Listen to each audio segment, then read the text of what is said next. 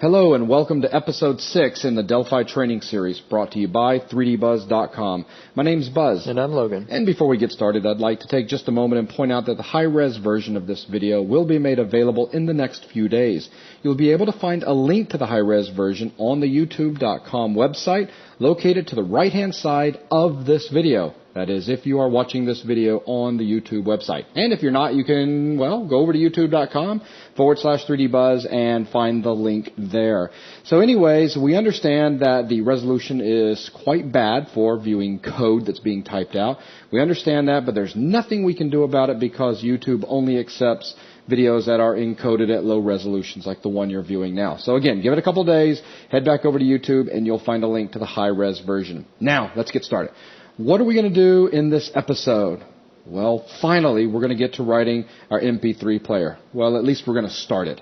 The goal by the end of this particular video is to have a very simple MP3 player in place that will allow us to open up MP3 files, play those files, pause them, stop, rewind, and even track through them. So by the end, you'll have a pretty good working knowledge of working with MP3 files. Now, to get to that point, it's going to be an interesting journey because there's several things that we have to cover, things that will be new concepts to those of you out there that are complete beginners in the world of programming. So with that being said, let's go ahead and take a look at our objectives in this video. First and foremost, of course, create the simple MP3 player. In doing so, we're going to have to become familiar with external libraries, or as you may have seen them before on your computer, DLLs. And we're going to be looking at DLLs as they pertain to the Win32 world, not the .NET world, for any of you out there that just happen to know a little bit about .NET. Now, the things we're going to have to do, take a look at what DLLs are, why would we want to use a DLL, and we're even going to go as far as to write our own simple DLL, because as Logan said once upon a time, not in this video, by doing that it helps take the mystery out of what DLLs are. It really makes it a lot easier when working with them when you've done one yourself, and you know what it's all about. From there, we're going to take a look at a third-party sound engine that has been created. It is called Bass. We mentioned that all the way back in episode 4 of the Delphi Training Series. We're going to show you where to get it. We're going to talk about licensing, how it's anywhere from free to costing a little bit of money, depending on what you plan to do with it. We're going to get it set up on our computer, and then we're going to use it to start writing our MP3 player with. And of course, the MP3 player is going to allow us to do the very simple functionality I named off just a minute ago. And then once that's done, we're going to take a look at the final GUI setup. As a matter of fact, Logan, if you don't mind, go ahead and open up the MP3 Final. There we go. Just as a reminder, in case any of our viewers may have missed episode 4 in the Delphi Training Series, this is what we're going to be making. Real simple stuff for the most part, but a lot of concepts that you guys are going to have picked up by the time you get to the end. And it's going to take 2 or 3 videos to get to the end because we don't want to overload you, which is exactly what we would do if we tried to shove all of this into one multi-hour video. But anyways, this is the final goal, and in this video, it'll look like this at the end, but it's not going to have all of the functionality. It's just going to have the very simple stuff that I named a minute ago. So Logan, go ahead and close that out. I don't think we're going to need that anymore. Now, starting out, how do we play sounds? Because in essence, that's really what this project is all about. We want to introduce our viewers to working with sounds so that we can go back over to some game development and add sounds into our game, because obviously that changes the entire dynamic of a game when you're playing it when there's sounds. If you don't believe me, try playing a game and mute your sounds. It's boring. Well, a lot more boring anyways. Wouldn't you agree? Boring or even frustrating. Sounds become a very critical cue in pretty much all modern games. That's very true. So understanding how to work with these sounds becomes important. So how do we play sounds? Well, some people that are beginners might say, well, we simply talk to the sound card. No. We will not be talking to the sound card directly. Fortunately for us, there are external programs that are in place that we can talk to, and these programs will handle talking directly to the sound card. And these programs are known as, libraries. They are our DLLs. You guys may be familiar with drivers and things like that. And then that's what we're dealing with here. Now, this gets very complex quickly when we start talking about things like DirectX and then the driver itself and then the low-level hardware and all of the interaction back and forth between these different layers.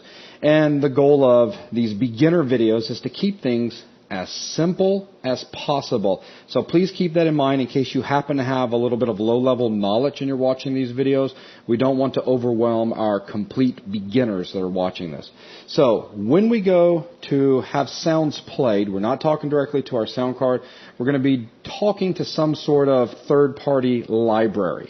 Let's just get away from calling it a program. We're just going to call it a library. And that library is going to have a series of functions set up within it that we can talk to, and those functions will then take care of, accomplishing what it is we've asked it to do, be it output a particular sound file, rewind something, etc. Well, I say rewind. Hang on, I'm getting ahead of myself. Put that at the back of your head for just a moment. But the idea is we want to be able to control volume or output a particular audio stream or control what channel it's played on or if it's going to pan left or pan right or anything that you can imagine with sound. We're going to talk to a library, not to the card directly. Agreed, Logan? Right, because some of the things you mentioned actually happen at different levels. Things like panning or tracking. Right. Tracking might be relevant only to a file you're playing, right, whereas panning could be relevant to all sounds. Exactly. So that's the other problem is we have a lot of different levels and layers you were talking about. And again, it gets really confusing. If we use one concise library, that keeps things simple for us, because we just have one place we go for all of our sound needs. Exactly. And again, if we really try to get in depth to how all of these different layers interact with one another, it can become quite confusing. But if this Delphi Training Series becomes really popular, I say we get into exploring stuff like that in the future, because it makes understanding what happens at a low level in a computer even more valuable. And it, of course, will make our programmers a lot more dangerous. So what libraries are we going to talk to? Well, we can use old school stuff, and we can talk with the MCI library. Nah, I don't think so. We can use DirectX, the whole DirectX suite, if you will, with Direct Show and Direct Sound. So it's a modern method, but there's a lot of things you have to set up in order to use them. It is. So we don't want to get quite that complex. So there happens to be several third-party sound engines out there that we can use. I call them sound engines. Again, they're libraries that contain all of the functionality within this library to handle all the sound manipulation we're looking to do, right? Right. Like I was saying, one single place we can go for all of our sound functionality, not having to talk to different things for different functions. Precisely. And in our case, we're going to introduce you guys to the base library. So I've been saying library over and over and over for the simple fact that I wanted to use that to tie around to the word DLL. You guys have seen them at one point or another in your computer days. A DLL file. The DLL stands for a dynamically linked library. And basically, as a matter of fact, you know what, Logan? It's time for whiteboard action. I think this will help make things as clear as possible. So we all know, we're in here and we're writing some code in Delphi, cute little thing. And we saw in episode 5 that we can take this little code block and we can put it in a function or a procedure, right? So let's just say that this is F open and close bracket. That's a function. Okay, it's going to return something back. And then we can write some more code. And we can package this up in a function or a procedure. Let's say this is a procedure and its name is just P. And we can go on writing all of these different functions and procedures. And the idea was to basically take a chunk of code and wrap it up inside a function or procedure. And that function or procedure is in charge of doing a particular task. As a matter of fact, in the sound world, you can think about you'd have some sort of function in our sound engine that we're going to be calling on that would be in charge of playing a file. You'd have another function that's job would be to stop the playing. Another function, pause the playing. Another function, maybe to set the position of where in the stream you're going to be playing so that you could say rewind or fast forward. Do you agree with this? Right. All these different functions could very well have different things you'd have to do. For example, stop might have to rewind. Right. So you have stop and rewind, which is two different things you need to do. Right. But again, you can box those up into a function and then have that sitting as a simple module you can call. Exactly. Now, up to this point, up to episode 5, we have covered functions and procedures now, and those have been embedded in our own programs. When we compile our program, we have a .exe file, an executable that we can then run inside of Windows, and our program executes. Well, now we're going to take a look at doing something a bit differently. What we're going to look at doing is compiling our program so that it is a DLL, which in essence is a program. It is compiled in machine language, so giving you guys some nice, amazing looking graphics. So let's just say that the name of this was x.dll. So now we have created a compiled file that's like a program, except the program can't stand on its own. It can't just be executed, right? Well, go ahead. You were going to say something?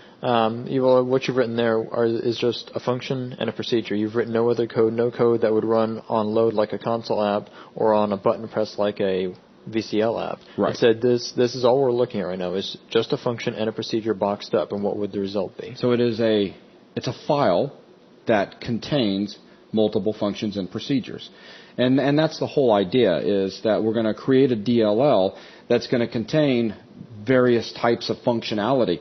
And the DirectX component suite, is a really good example how it contains like Direct 3D, Direct Sound, Direct Draw, etc. A whole bunch of different libraries within that suite, and the whole suite's just referred to as DirectX, that handle a lot of low-level stuff for you. It simplifies it. It gives you a high-level way of accomplishing things that need to be taken care of at a lower level, like playing sound out through a sound card, etc. Right, and the way you could look at those different sounds or elements, you could look at a sound as an entire clip instead of having to feed raw data to a sound buffer. Precisely. Now, the importance of a DLL, here's where we get to the really good stuff. Once a DLL has been compiled, so as we can see here, here's our x.dll file. It's sitting there as a file. Let me do another little drawing for you guys real quick. This right here, we're going to call memory. Oops, O-R-Y, with some horrible writing. And here is our XDLL that's sitting as a file. Here is our application up here. Let's just call it app1. Well, since app1 is going to be referencing function calls and procedures that are in the x.dll file, obviously those functions and procedures don't have to be all written out, all of the code for them in our application, meaning that our application now just got a little bit smaller, right? Right. If you had written everything out, that would be duplicate code. The idea is to take some of that code, some of the reusable code out of App 1 and leave it in a contained, simplified place. Exactly. So now, App 1, when Application 1 runs, depending on how it's going to talk to this dynamic linked library, what's going to eventually end up happening, though, is it's going to get loaded into memory. So in memory, here is x.dll. Now, once it's loaded, we can talk to it. We can send information to it, and we can get information back from it. The same way we can when in our own application, when we define functions and procedures, and we talk to those functions and procedures via function calls inside our application. Just now we're doing it to an external DLL. But here's the beauty. I can now have a second program that was written. Let's say App 2. And App 2 can also rely on calls in here to x.dll. So hopefully at this point you guys can start to see, wow, yeah, you only had to write the code once all the way back over here in X. So we'll just go ahead and say xdll. It was only written once, but now multiple applications can access it at the same time. How cool is that? And what's even cooler is that the DLL is not loaded into memory multiple times. It's only loaded into memory one time, making it very memory efficient. Wouldn't you agree, Logan? So right, for that, you only have one active version of that XDLL loaded, and you have all the apps that you want can tie into it. Exactly. Now what's really convenient is the developer of x.dll can come out with a new version. And when the new version is released, you simply drop it in, you run your program, and all is good. You don't have to come back in here to App 1 or App 2 and recompile all of the applications that are going to use it. That's already done. I mean, they're just going to talk to this DLL. So once you get your new version of the DLL, you could just keep jamming along. Agreed? Right. App1 and App2 can be left untouched as updates are made to the X.DL. Like, let's say App1 and App2 are generally different in focus than X.DLL. Mm-hmm. It's an entirely different world. Like, let's say your apps are web servers and X.DL is an image processor. Okay. The web server occasionally processes images, but you don't want to rebuild your entire web server every time the image processing part gets updated. Exactly. Oh, that's a beautiful example. As a matter of fact, I can take that example and change it around to the sound world, since we're dealing with sound, right?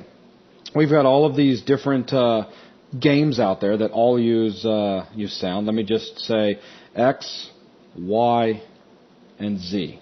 So these are different games.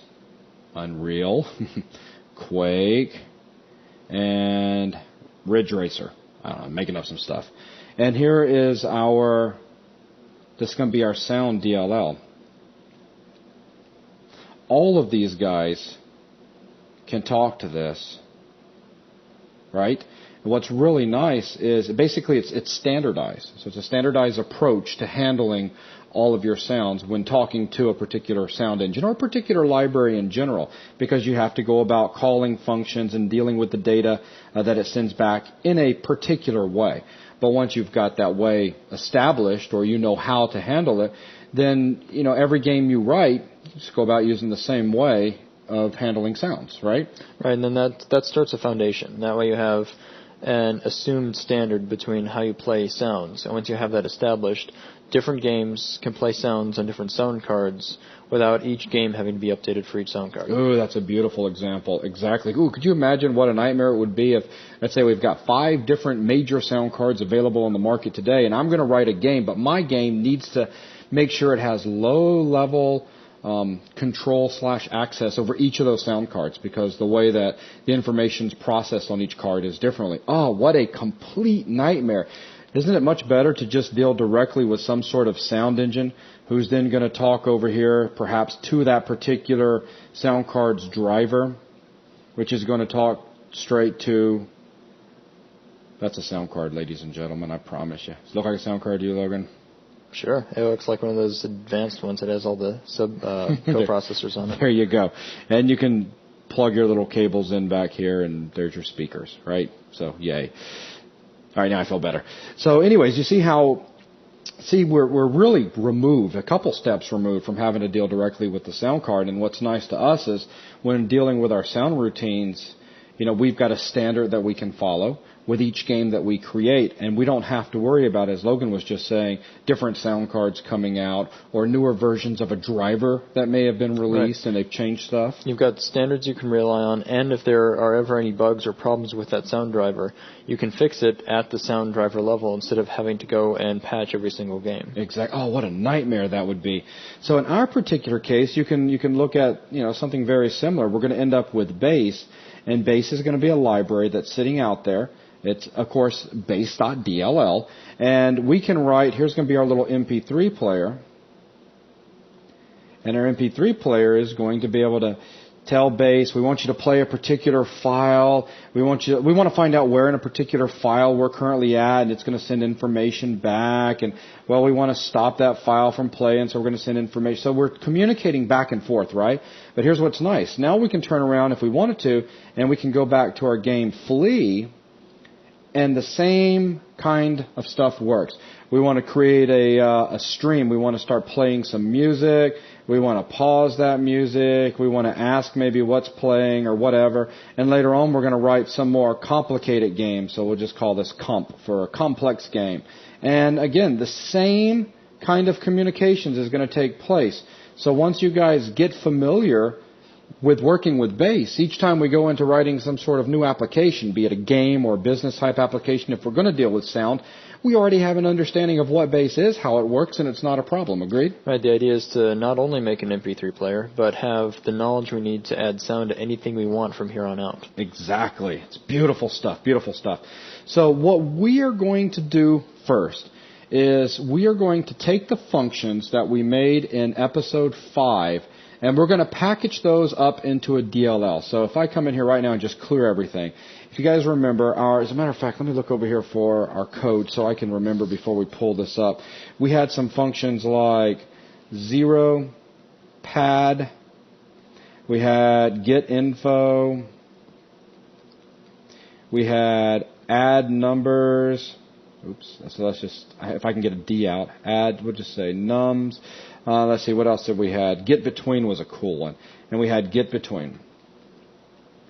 Now these were all defined. I can't spell. There we go. Get between.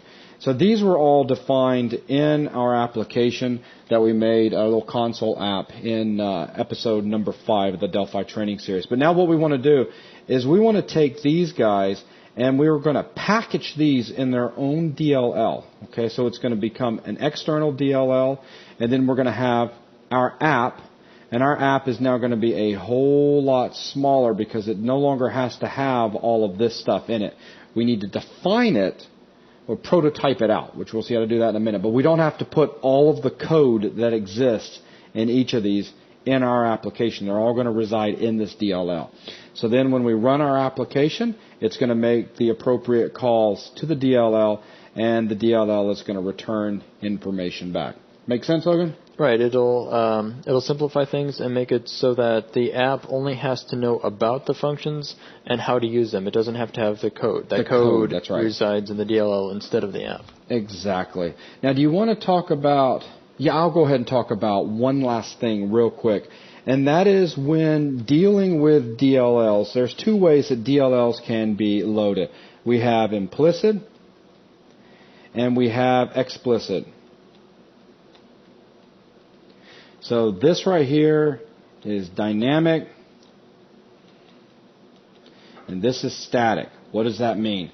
Well, when you define a DLL as an implicit DLL, so it's static, that means the moment that our application runs, the DLL gets loaded into memory right there. And the DLL has to reside in memory all the way to the moment that our application is closed. And at that point, the DLL is unloaded. If we did an explicit DLL call, so in other words, we're dealing with the DLL in a dynamic approach, then what happens is it only gets loaded into memory when we need it. And we'll call it into existence in memory, and when we're done, we can unload it. Now this, of course, this approach gets a bit more advanced. We can see, though, real quickly where this would be a very cool approach if you're dealing with really large functions, a large DLL, etc., or maybe even something you're not going to use that often because it helps us better manage resources, better memory efficiency, etc. Does that make sense? Well, a real-world example would be a program like Winamp.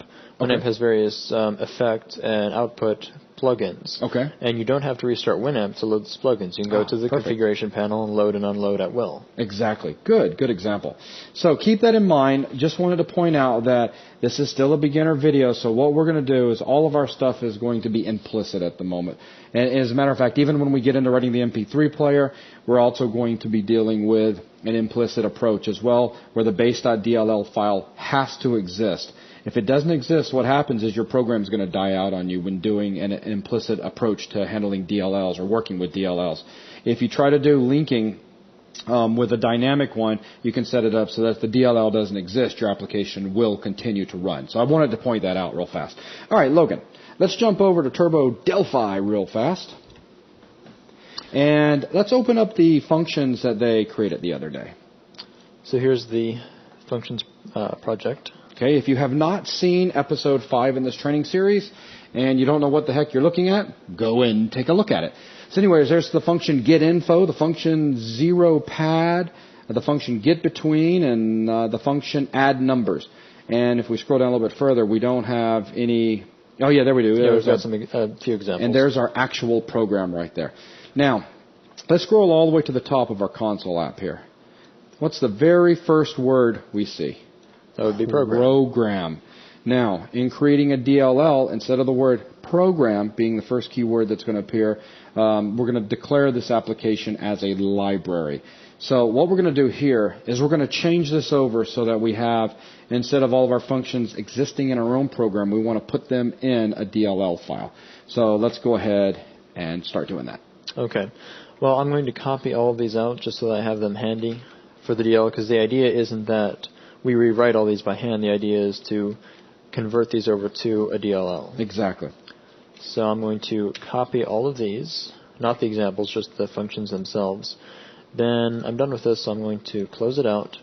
I'm going to start a new project, and this new project is going to be a DLL Wizard. Now, that's kind of misleading. DLL Wizard. It should have just been DLL in parentheses, something like template, because it's not a wizard that's going to walk you through a series of dialogue saying, is it going to be accessed by, is it going to be this, it's not going to do that. As a matter of fact, when Logan clicks OK, and blink, that's all it's going to do. It's just going to give you a template for the DLL. Now, key thing to point out right here is that first key word is the project's being declared as a library as opposed to a program, even though in the end it's still a program. It contains functionality. I just want you guys to make sure you understand that. If you start looking through Delphi help books or on the internet and all, you will see that DLLs are indeed referred to as programs. As a matter of fact, a DLL, a dynamically linked library, doesn't have to have a DLL extension. It can be an EXE, it can be a driver extension, a font extension, etc. But DLL is, well, obviously quite common. So it's going to start out with library. We're going to put our functions in it, but then we've got one key thing. As a matter of fact, if I can get you real quick, Logan, to jump on down right before the begin end, and let's go ahead and hit enter a couple of times and write the word exports. Here's the key thing when writing a DLL. Any kind of functions that we want to share with the outside world, meaning that another application that's written and is designed to link to this DLL during runtime, any functions that it's going to be able to access have to be exported out right here. So leave the export section there. We'll put those in just a minute and go a line above it, and let's go ahead and paste the code you got. This will make more sense in just a second, but it's very important I point out. Okay, so Logan has just simply pasted in all of the functions that he cut out of the other application or copied out of the other application a second ago. So now, watch this. First thing I want to do is let's go down to exports real fast. And under exports, let's put add numbers, because that was the name of the first function. Put a U in there. Numbers. Okay, a comma. Next line, we can do it all in the same, but we'll just do this on separate lines. Get info, because that was another function we had. Next line, 0 pad. Notice how each of these functions are separated with a comma. And the next one, get between. Very, very nice. Now, next thing I'd like to point out, notice how Logan has put a terminator at the end, and that designates the end of our export section. This is critical. If you do not do this, it will not work.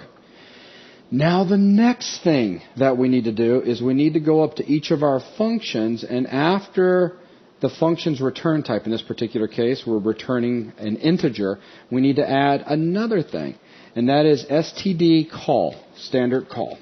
Now, got to be real careful with this one because a deeper understanding of parameter passing is kind of required. Remember how we talked about when we... Where's the mouse at? Here we go. Remember how when we talked about when we call these procedures, we can pass parameters to them and we can return information back? Well, at a low level, that's being handled in a very particular way. The way that information's laid out in memory, I'll just say that, when it's passed to it. Now, right now, if we were writing this DLL to only be used with Delphi applications, it would never be used by an application written in another language like C or C++, we would not have to use a standard call. We could simply leave that out, and this thing is ready to rock and roll. But it is just a good habit to get into putting standard call in there, because what standard call is going to allow us to do is write a DLL that could then be accessed not only by programs that were written in Delphi, but also if somebody else came in and wrote a program in C++, they could also access your functions without any problems. Does that make sense? That's the whole idea of a DLL, is it's to make code available to any Win32 application. Not just a Delphi app or not just an app written in C, but a general Win32 program. Precisely. And then that standard call lets us specify that, yes, we want this to be handled, all the parameters to be handled in a general standardized way so that any Win32 program will be able to access it. Exactly. So let's go ahead and add standard call to the end of all of our functions. All right, get info, check, 0 pad, check, and get between. Check. Okay, good deal. That's it. Real challenging stuff, eh, guys? I mean, that's all there is to it. Let's go ahead and save this project out now. So I'll hit Control-Shift-S, and I'm going to make a folder for this. We'll call it DLL example. Okay.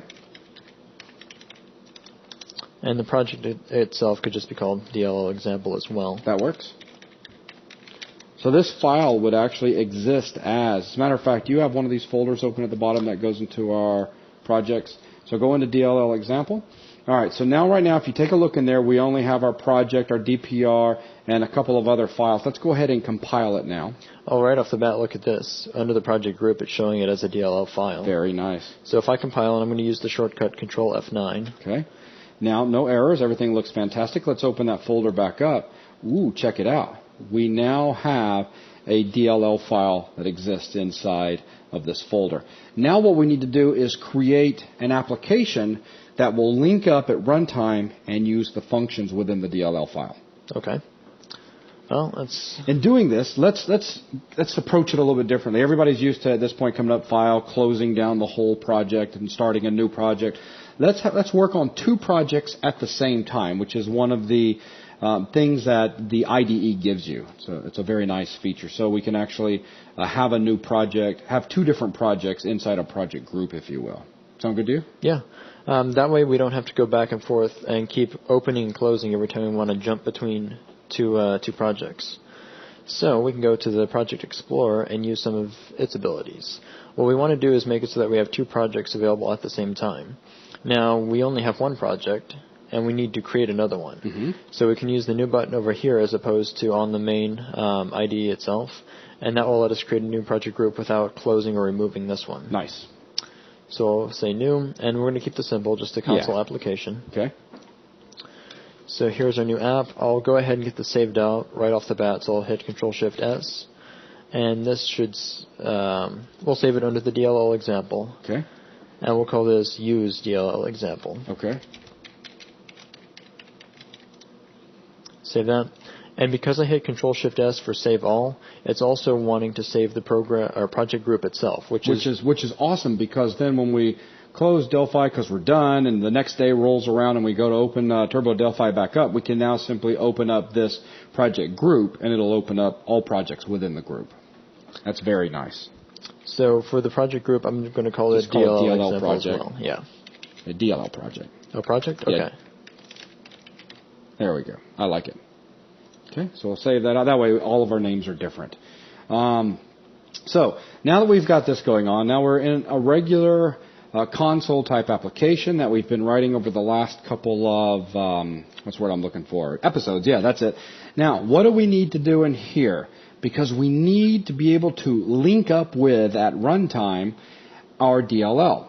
Well, it's really simple. All we need to do is define our functions. Let's go ahead and define them here, Logan. But then after we define and show them working, then what I'd like to do is add a separate pass file and treat it kind of like a header file. Okay. Does that make sense? Yeah. That means when they see base, they're going to be totally in tune with what's going on. Yeah, I see where you're going with this. So we'll start out with, basically we need to go ahead and if you want to just copy and paste each of our functions from over here. So we'll jump back to here. What I like to do is just, it doesn't matter, just copy and paste each one over. So this is jumping just under just right up under the uses, and we'll just paste them in. And now we'll just jump back over to the example, grab the next one.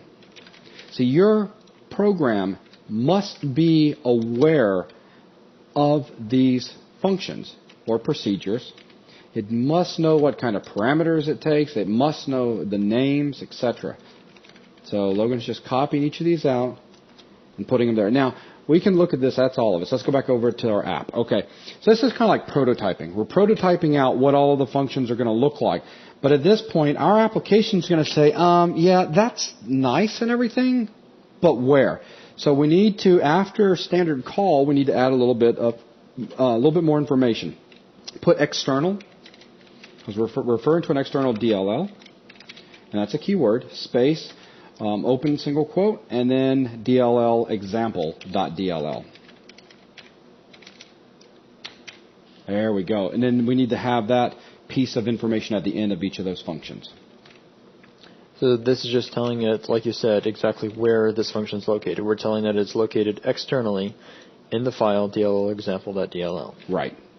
And what's really cool here, let me just point out, is that as long as that DLL exists somewhere within your environmental system path, it'll run just fine. Meaning that, what we're going to do is we're going to keep our DLL with our executable. And we're going to do the same thing with base as well. When we write our MP3 player, the base.dll file will always reside with our MP3 players.exe file.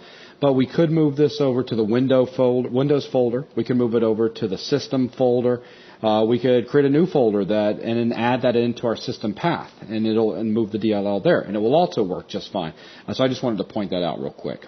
Okay, so now that we've got these all defined, I want to go ahead and compile it real quick. Okay, so Control F9, and it compiles. And no problems whatsoever. So the next thing we need to do is let's see if we can use it. So if you want to start out with, maybe go up to var, to right before begin, and let's put a var section. Yeah. And make a variable called total and of type integer. So here comes our first big test. Now under begin. Just to keep things consistent, I want to make this lowercase total just like VTM5. That works. Now, say total colon equals. All right, guys, you ready for this? Watch this. Add numbers. We call it just like we did in 5. And send it a 1. Or just send it 2 numbers. Doesn't matter. Something, comma, something. And boom. Done. It's that simple. Compile that, as a matter of fact. And let's see, what do we have? Value assigned to total is never used. So it's just kind of griping that we never use total to do anything with. So let's go ahead and jump down and write something like the result was, and then send it total.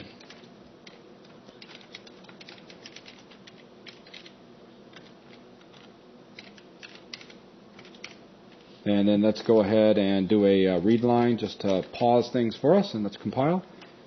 And take the plus out. And put a space in there. Or a comma is what I was looking for, sorry. Getting carried away. There we go. And let's go ahead and compile and run. And the result was 15. Beautiful stuff. So check it out. We don't have the add numbers function anywhere. Go ahead and hit enter for me real quick. We don't have it anywhere in here. We don't have the code for it. We have the code for it over here in a whole different other file, all the way back up here, function add numbers. There's the meat of it right there, the body of code that resides within the function. Take in or send back whatever we brought in plus the other number we brought in. So there, we're actually using our application to link up with another application, a DLL file, and use a function within that DLL file. As a matter of fact, make this even more interesting. Here's our example. So we can go ahead and come in here and run it. Hit enter for me. Check this out. Let's go ahead, jump over to the folder where that exists, and delete out that DLL. So Logan is deleting the DLL file. Now go back over and execute that again. We have a problem, don't we? We can't run it because it doesn't have a DLL file anywhere. The DLL file went bye-bye. Again, if he tries to run it from here, the application has failed to start because DLL example.dll was not found. So, I love that. That's good old Windows for you. Just, reinstall it and maybe it'll work. So go ahead and click OK. And all we need to do now is jump back over here to Turbo Delphi, and we'll just simply compile the DLL. We can just right-click on it right there. Yeah, we can right-click and compile. Let me just point out one thing about working with multiple projects in the Project Explorer. Okay. In order to switch over to one to make it the default, because I like using the Control F9 shortcut. It's handy. And whichever one's bold is going to be the one that's going to compile. You notice we've been using that, and we've been compiling the executable. If I wanted to switch back to the DLL, I could double-click on it. And now when I use the Control F9 shortcut, I'm compiling DLL example as opposed to the executable. Exactly. Now jump back in. There's the DLL. Now run the application. And it works. Very cool. So go ahead and take just a second and prove that a couple more of those lines work. Do the write in and call on get between. Let's see, get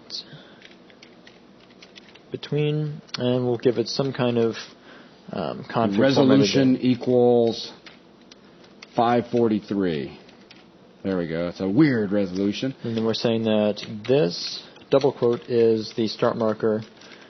Another double quote would be the end marker, and we'll end off the get between, we'll end off the right line and terminate it. Beautiful. So let's see what that gives us when we execute this. Now, you notice what I did. I just compiled, and I have the DLL selected. If I attempted to run, it would say that we can't run because there's no host application. Again, we're working on the DLL. To run this, we need to switch over by double-clicking. Then we can compile and run the executable. Look at that. So now we've got 543 being echoed out in our console because 543 is what was between our two markers. Hey, it looks like we're able to access these just fine. Do a final one. Just do get info. That's quick and easy. We don't have to send it any information. And let's compile and run. And it's Monday, November 6, 2006 at 5:20 p.m. Fantastic. All right, go ahead and close that. So ladies and gentlemen, we have, let me grab my little pen right here and jump back over here to our whiteboard. We have created an DLL file. Then we have created an application. And at runtime, the application is sending information and making calls over to our DLL. And the DLL is sending things such as the result, the date, time, etc. back to our application, and we are using it. And we have been using the implicit approach to dynamic linking, and we know that as a fact because Logan demonstrated that if the DLL file was deleted, we simply could not run the application at all. If we had done a dynamic approach, the explicit way, then we could have still run the application. We could have done some nice things in regards to telling people that that particular module wasn't found, or who knows. Anyways, that's the whole point. So this is going to bring us up to the final thing that I'd like for Logan to show you guys, and that is when working with other people's DLLs in the industry, third-party DLLs made by companies or other individuals, you're going to hear the word header file a lot, aren't you, Logan? Oh, yeah, a whole lot. Anytime you need to get into anyone else's libraries, data types, anything. So, and a header file, sounds all fancy, isn't really anything fancy. It is. You guys have already looked at it. It just wasn't a header file. It was just headers, if you will. Where's my mouse at? There it is. So we'll come back over here. See this stuff right here? That's pretty much what we need, right, Logan? Right. Those, you could say that those are the headers for those functions. You hear that, guys? Say that one more time, Logan. The headers for the functions These are the headers for the functions we're going to use in the external DLL. If you don't mind real quick, just so that this is going to be completely in sync with our Mp3 project when it uses base, go ahead and set up a header file. Okay. And the idea with this being a header file instead of just headers is that it's just at a separate file. In our case, that means a separate unit. Okay. Since it's a separate unit, that means we could go and say new unit. And within this, we could take these header or function headers out of the program, place them into the unit under the interface section, and save the unit out. Let's see. What do we want to call this? DLL headers. Yeah. I mean, that works. Obviously, when we start working with base will have it. And you guys may have noticed, if you can pull up the folder where that project is, it's a pass file that just got saved out. So when we start working with base, we're going to have, like in this particular case right here, we have DLL That's what we call our DLL file. And we've got DLL headers.pass. No, I thought it was something to make a little bit more concise and flow. I'm going to rename this and call it DLL example. Agreed. Because I was just about to say that as well. There you go. And so that's the header files for the DLL example. And so when we get over to working with base, you're going to see we have a base.dll and we have a base.pass file. And inside the base.pass file is all of our prototypes, all of our function declarations and all.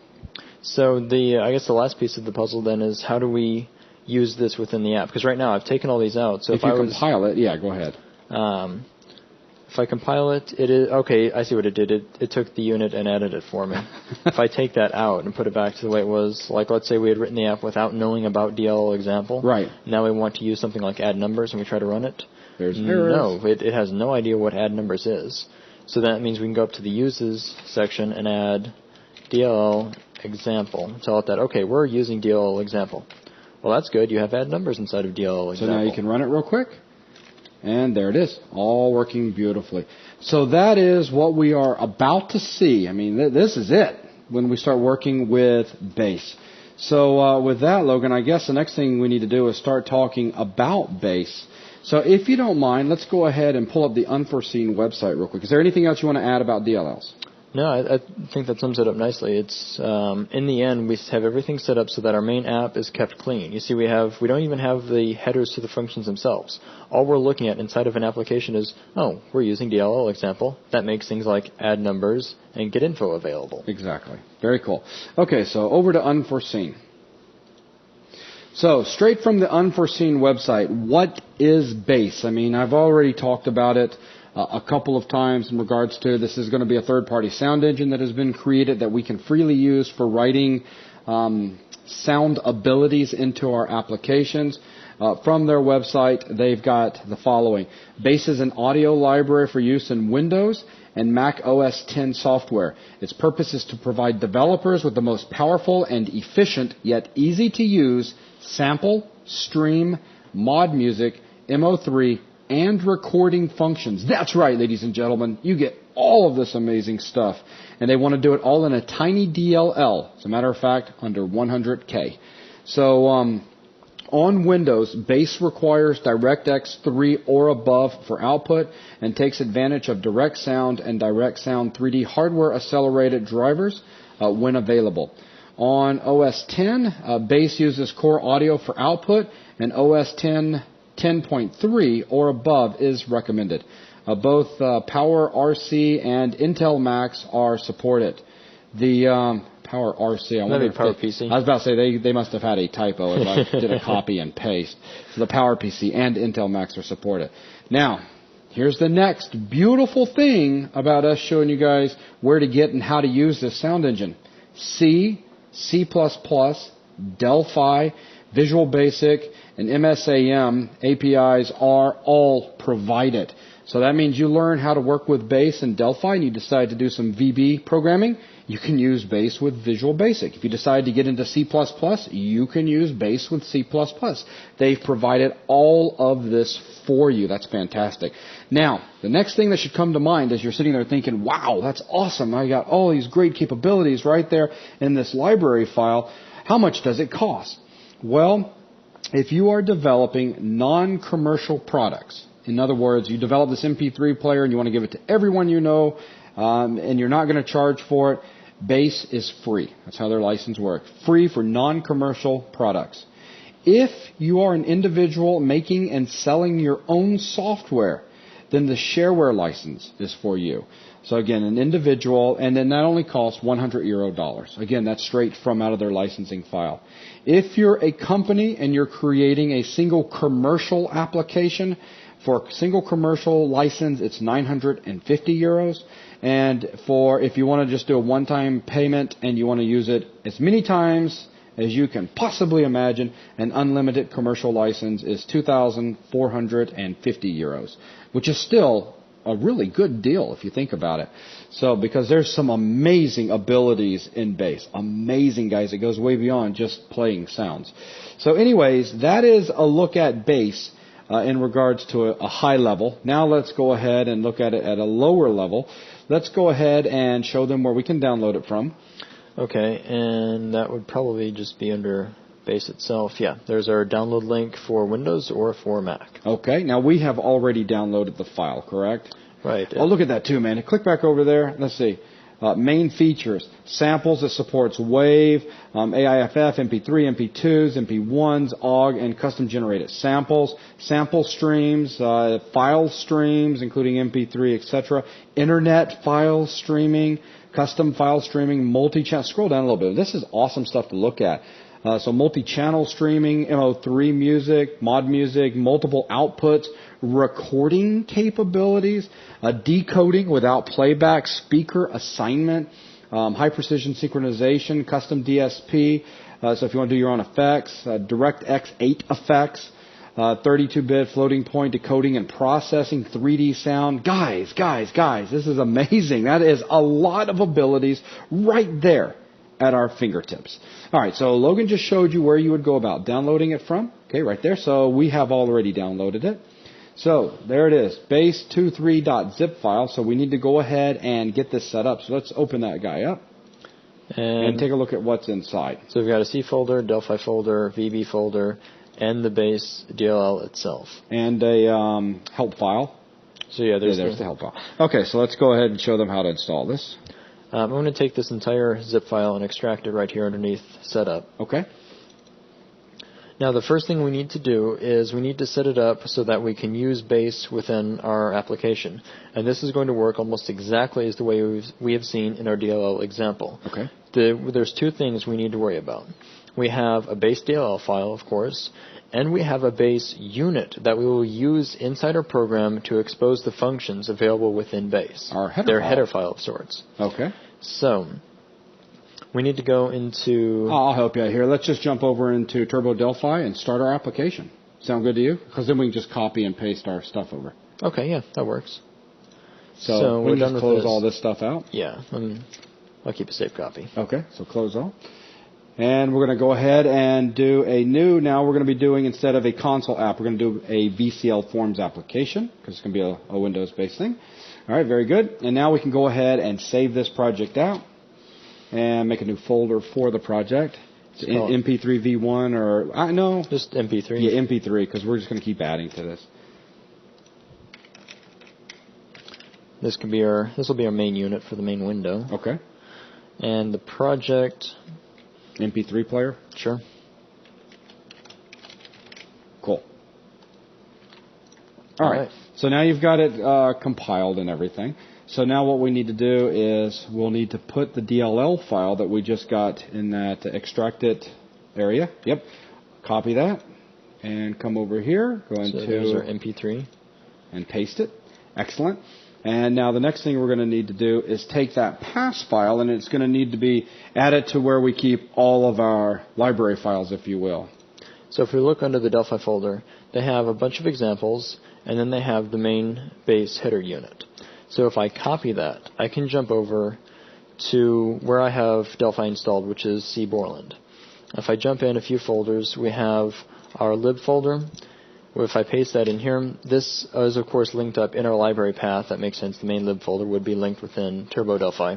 So if we drop this unit in place, that means any program we compile will have access to this unit. That's right. Or rather, we can go into any program and add base to our uses section. Now, we've talked about this in previous previous episodes of the Delphi Training Series. If you guys want to keep things all structured and organized, you can, of course, create a base folder, dump this into the base folder, but then you just need to go into your options and make sure you add that folder into your library path.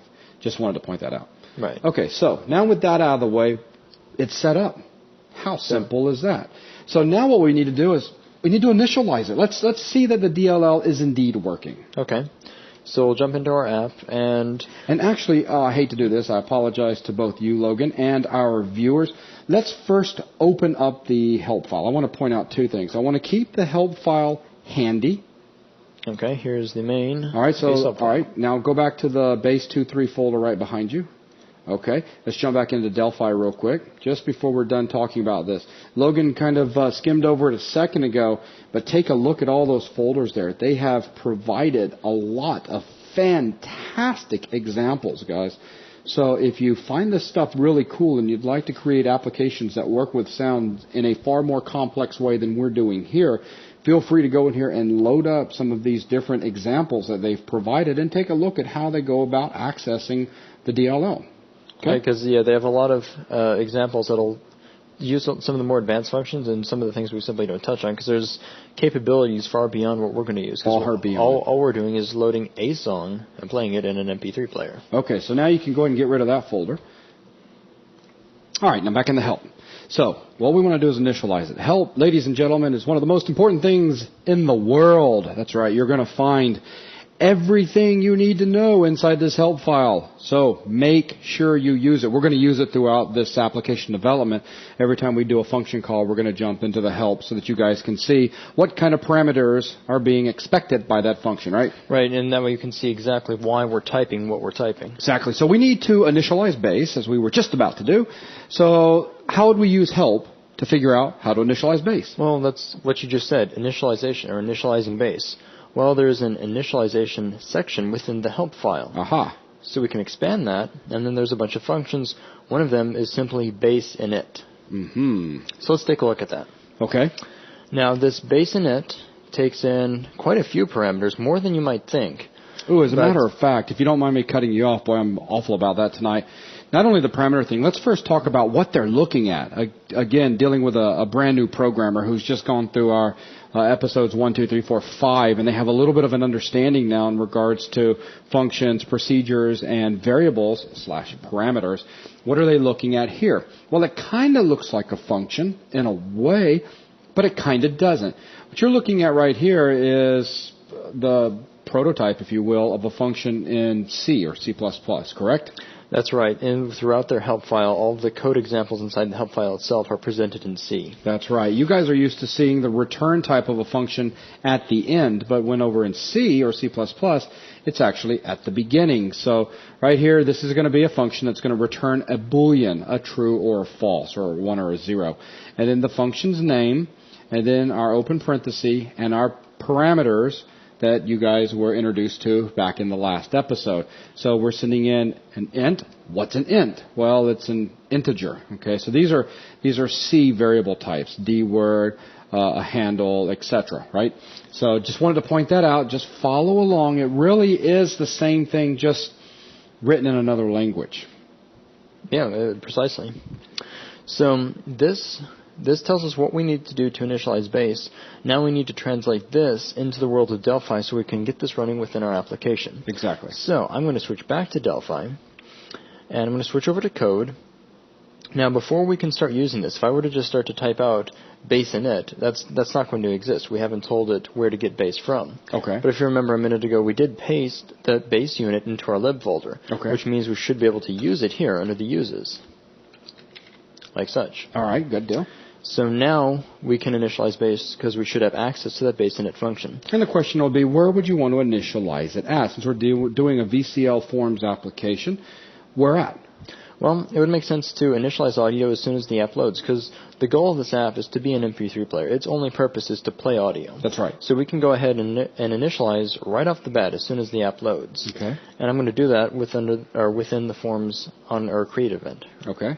Or I could have gotten to that more quickly by just double-clicking on it. Yeah. So here's our form create that has been set up for us.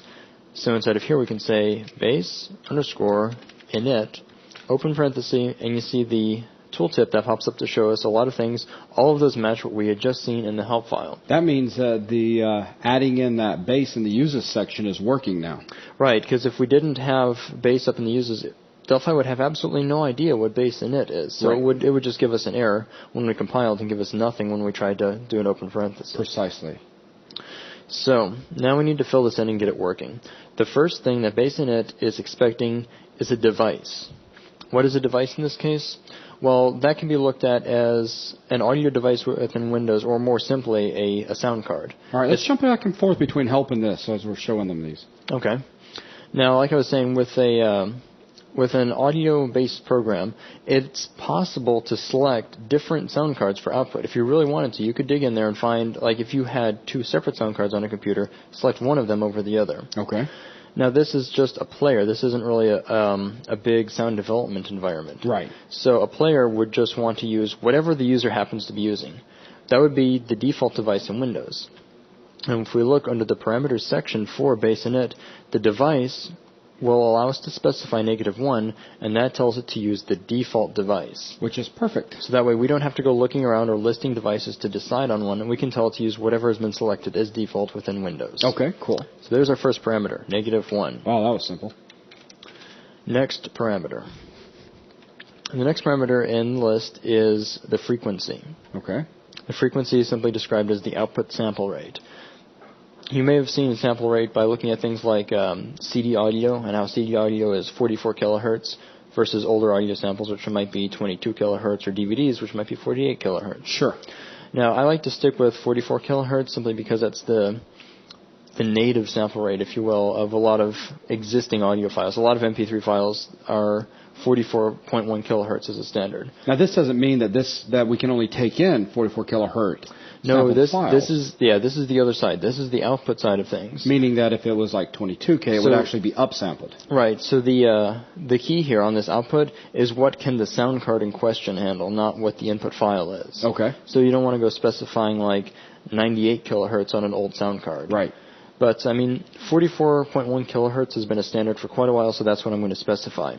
The only thing to keep in mind is it's not specified as a float, so I can't do something like 44.1.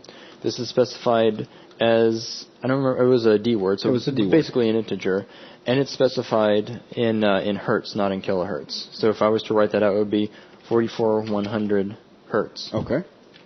So that's our output rate. The following parameter is flags, and there are a lot of different flags which act kind of sort of like options in how we want this output to work. For example, telling it that it's going to be mono instead of stereo and so on.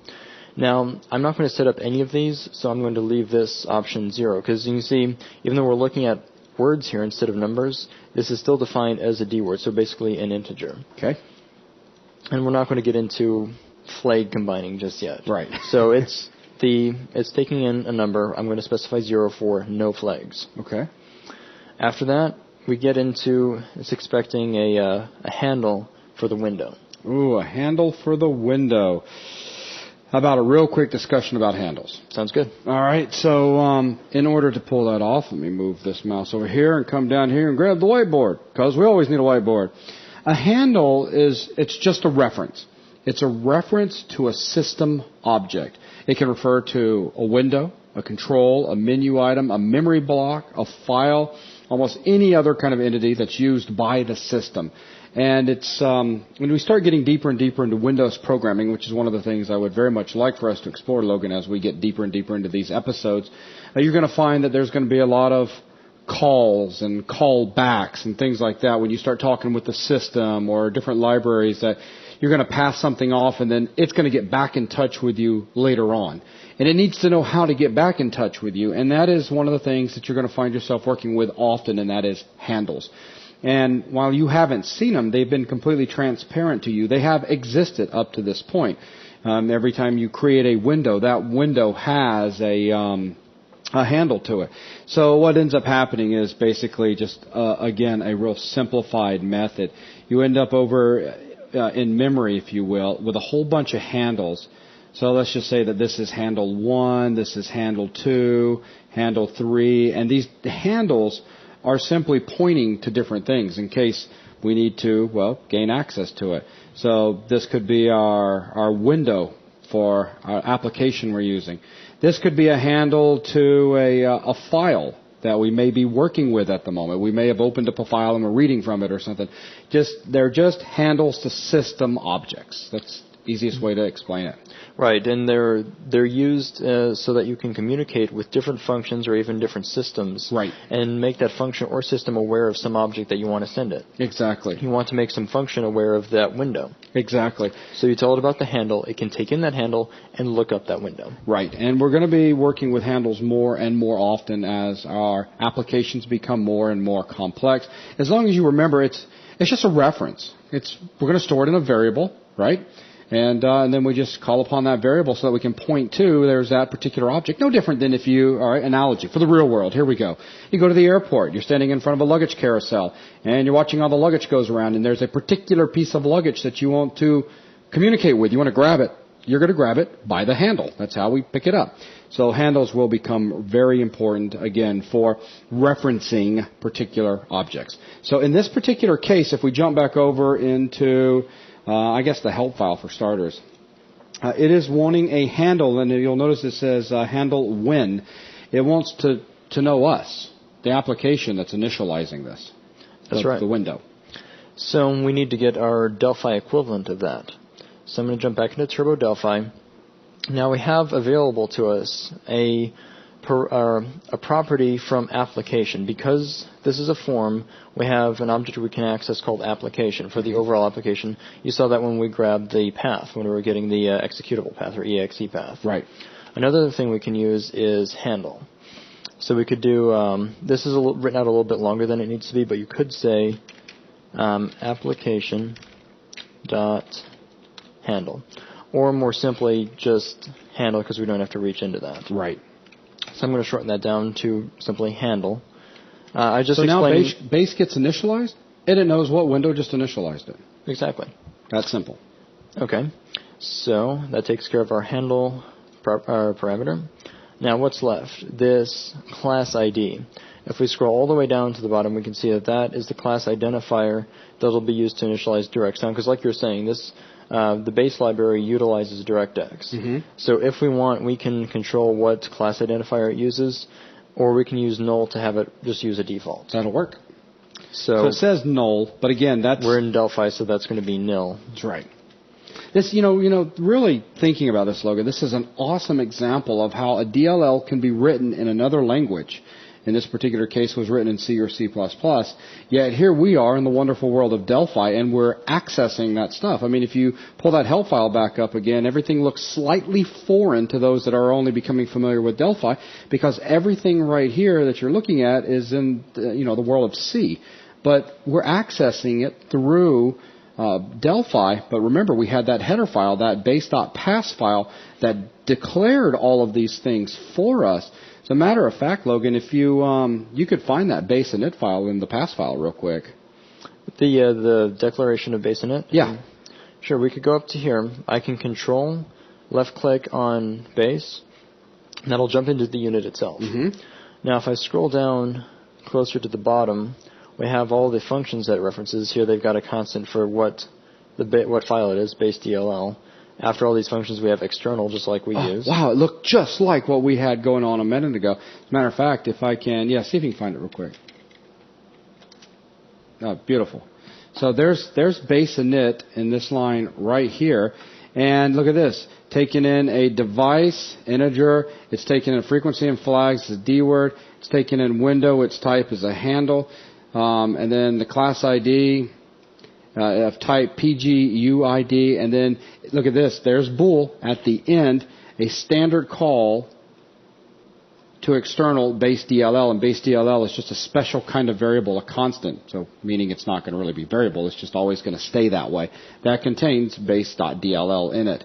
So anyways, what I was just saying was, back over here in the help file, all this stuff has been written in C, but we're able to prototype it out in the Delphi world so that we know how to talk to it and we can access it. So if you do manage to get something confused between the translation from C to Delphi, you can always load the base unit itself up, because all those functions have to be defined within it. They have to, and they have to be defined in the Delphi way when we're talking about the base.pas file. So if something is written in C and just doesn't work over in Delphi, you can always take a look at this file and see how it was defined. Exactly. Okay, I just thought I would take a quick little sidestep there and mention that.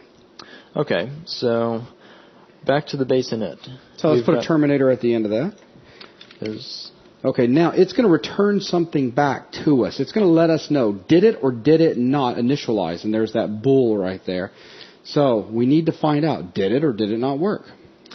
So that means we need to put the entire thing into an if statement so we can check the result. So I could say if base init is equal to false, then it failed to initialize audio at some point. So we can alert the user to that with a show message. Just say something like audio initialization failed. I see it.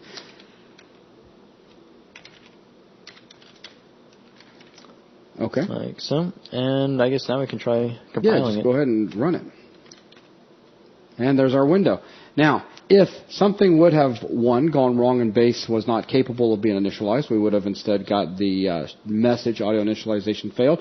And if the DLL file could not have been found, check this out. Go ahead and close that out. What happens if we delete or rename that DLL back over there? All right, so back to our MP3 project folder. I can just rename it, since it's looking specifically for base.dll. If I try to run it now, running from Delphi is just going to look like nothing happens. If I run it from Windows, then we get the good old DLL not found error. Aha, because DLL was not found. Again, reinstall your application. That just might fix it. So, all right, now that we've seen that, let's go ahead and rename the DLL back. So we know it's working. We know we're gaining access into the base.dll file. Beautiful. So now we're ready to start doing some stuff? Right after I clean one thing up. This is initializing it, but it's not necessarily freeing it. Chances are it's probably working out all right because A, it's statically linked, so it goes along with our executable. B, we've given it the handle, so it should know what's going on with our app. But just for the sake of keeping everything clean, as clean as possible, make sure we free everything once we're done. Okay. And that's another keyword, free. If we look back in the help file, we've got base free. And it frees all resources used by the output device, including any streams, samples, or mod music you've created. Gotcha. So when we're shutting down, you want to make sure that gets freed. So as soon as the app, or as soon as this form is getting destroyed, so we can go over to the onDestroy event and simply say base free. And one more S. Like so. And compiles, and we're set. Very nice. Okay. So now we're ready to, I don't know, play an MP3 file, right? Yeah, or, well, load an MP3 file for playing. Yeah, that's what I mean. So for starters, let's do it. Okay. We need some way through the interface of accessing a file, or, I don't know, there's two ways we could go here. We could set it up, do some interface stuff, or we could hard code in a file. Just hard code in a file for starters. Okay. Then the first step is to find an MP3 file.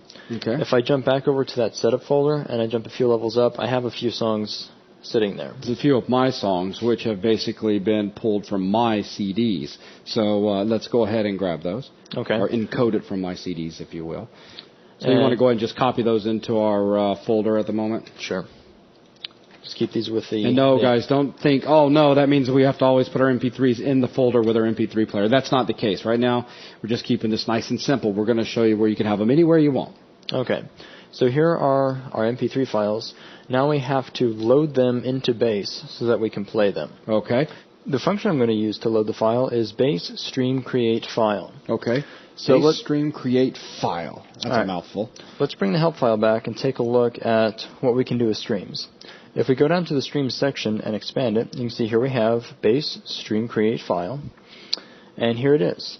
This is a function that will allow us to take in a file and return a handle to that file in the form of an hstream. Okay, and like we were just talking about a few minutes ago, handles being basically just a reference to a system object. In this particular case, we're talking about a reference to the stream, to the video, to that MP3 file. Right, and the reason we need that is this function is only going to load it. Nothing else is going to happen. It's not going to automatically start playing or anything. So we're going to need to be able to get back to the stream in order to play it or pause it or anything else we're going to do with this file while it's loaded. Gotcha. So, to get this set up, what does it look like we'll need? Well, we're going to need some type of variable, because like you were saying before, we store a handle in a variable. Okay. So we're going to need a variable to hold our handle. So a variable that's going to be of type handle. And, or more specifically, of type hstream. Yeah. So we're going to need one of those before we even get this function in place. So let's create that. I'm going to jump back over to Turbo Delphi, and under the var section, I'm going to add a variable called stream, and it will be of type hstream. Now, that's a new type, and that's... will probably seem foreign to everyone because we haven't talked about this kind of type. All we talked about is numbers and strings and stuff. Where'd that type come from? Well, I'm going to jump back into that base library for just a second, and if I scroll up to the top, is it near? I'll do a find. Okay. And look for hstream. And there we go. So this is where it's defined. If you're wondering why this suddenly exists or why it's usable, it's because hstream is defined within the base header file, the base unit. Gotcha. So we have a way to store a handle to an open stream. Now we need to do the actual opening part. Now what we're going to do is jump back to the interface for a second. We're going to have an open button in this MP3 player like a lot of other apps have. Mm-hmm. Now temporarily I'm going to set that up so that it's hard-coded to one file. That way we get directly to the file itself. Okay. We can make it a little bit more advanced a little later. So I'm just going to throw a button down, and we can go ahead and name it just to make it a little bit more explicit. And then we can leave the button there for later use. So I'll name it btn open, just to keep things clear. And inside of open, now, we want to have a reference to our stream stored. So I'm going to start off by saying stream is equal to base stream create file. And the first thing it's asking for is mem. That's the first parameter. So let me jump back into the help file and take a look at some of these. Under parameters, it says that if mem is set to true, that we're going to stream the file from memory. Ooh, set it to false. Yes, most definitely. We have a file on the hard drive. We looked at those just a second ago, so no, in our case, that is going to be false. Next, we have the file itself. Yeah, now that is useful. File name when memory is equal to false, or the location. So if you were dealing with memory, you could specify it there. In our case, it is false. So we need this to point to a file name. Okay. So I can write in Now I had that setup folder. I'm going to use this one just because the path is shorter. C setup, and then one of these files. Okay. So I'll copy one of their names, and I'll put that in here. So we have C setup, and then one of those songs. It wouldn't see the song if it's the executables in the same folder as... No, this... Okay. Well, it's hard to say. That would get into the way the path works and the current path and okay, all that's that cool. current directory. Cool. The reason I'm putting that is I know that'll work for sure. Okay. Plus, this is, again, this is more of just a test. Once we get into the rest of the app, we're going to be stripped out anyways. So we have that set up. Because what fun is it having an MP3 player that always opens the exact same song? This player is good for exactly one song. All right, that's our file. What else do we have? We have things like offset, length, and flags. The offset is whether or not to begin from the stream, or begin from the beginning, and it's only used if you're working on a file. So we want to start at the beginning, not like some offset into the song. Exactly. So I'm going to leave that at 0. So we start at the beginning. And then the next one you'll see is length data, length 0 equals, use all data up to the end of the file. So obviously we want to use all the way to the end of the file, so we'll go ahead and set that at 0. Cool. And finally we have flags, and again, I'm going to leave those 0 because we're not going to specify any flags. So we want to keep this as simple as possible. So while all that looks good, if I try to compile this now, we get an error. And that is on the string part. It says incompatible types, pointer, and string. Ooh, pointer and string. Now, the way they specified this was what's known in Delphi as a pchar. Okay. So it's... it's a pointer. First of all, you can see if you move your mouse up to where it says void, there we go. It's a pointer to a file, basically. And we haven't got into pointers yet. It gets a little bit more complicated when programming. But basically, a pchar is what we need to use. So we need to cast this. So what we can do is basically cast our string over to a pchar. Now, I know this is going to seem a bit foreign to those of you that are new to the world of programming. I know you're thinking, but you've covered variables. Now, what is all of this? Well, we're converting the variable from one type to another. That's what casting means. I don't want to say what I was just thinking. I'll save that till we get into a lesson on pointers. But just for now, bear with us. That's what we're doing. We have to convert the type, and Logan is doing that right here. Okay, so let's try to compile again. And there, compiled just fine. Compiled fine. Good deal. Now, we need to add we need to add a check after this to see if that did indeed load correctly. Because you could have a file that doesn't exist, or a bad file, a bad path, or anything else could go wrong. Exactly. So we need to check this before we use it. Now, does it back over the help file? Does it tell us? If we go down to the bottom to the return value, if it's successful, we have a handle.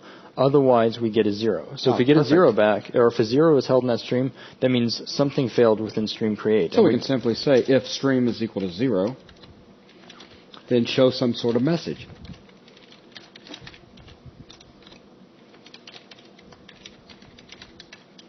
Could say something like error, loading file.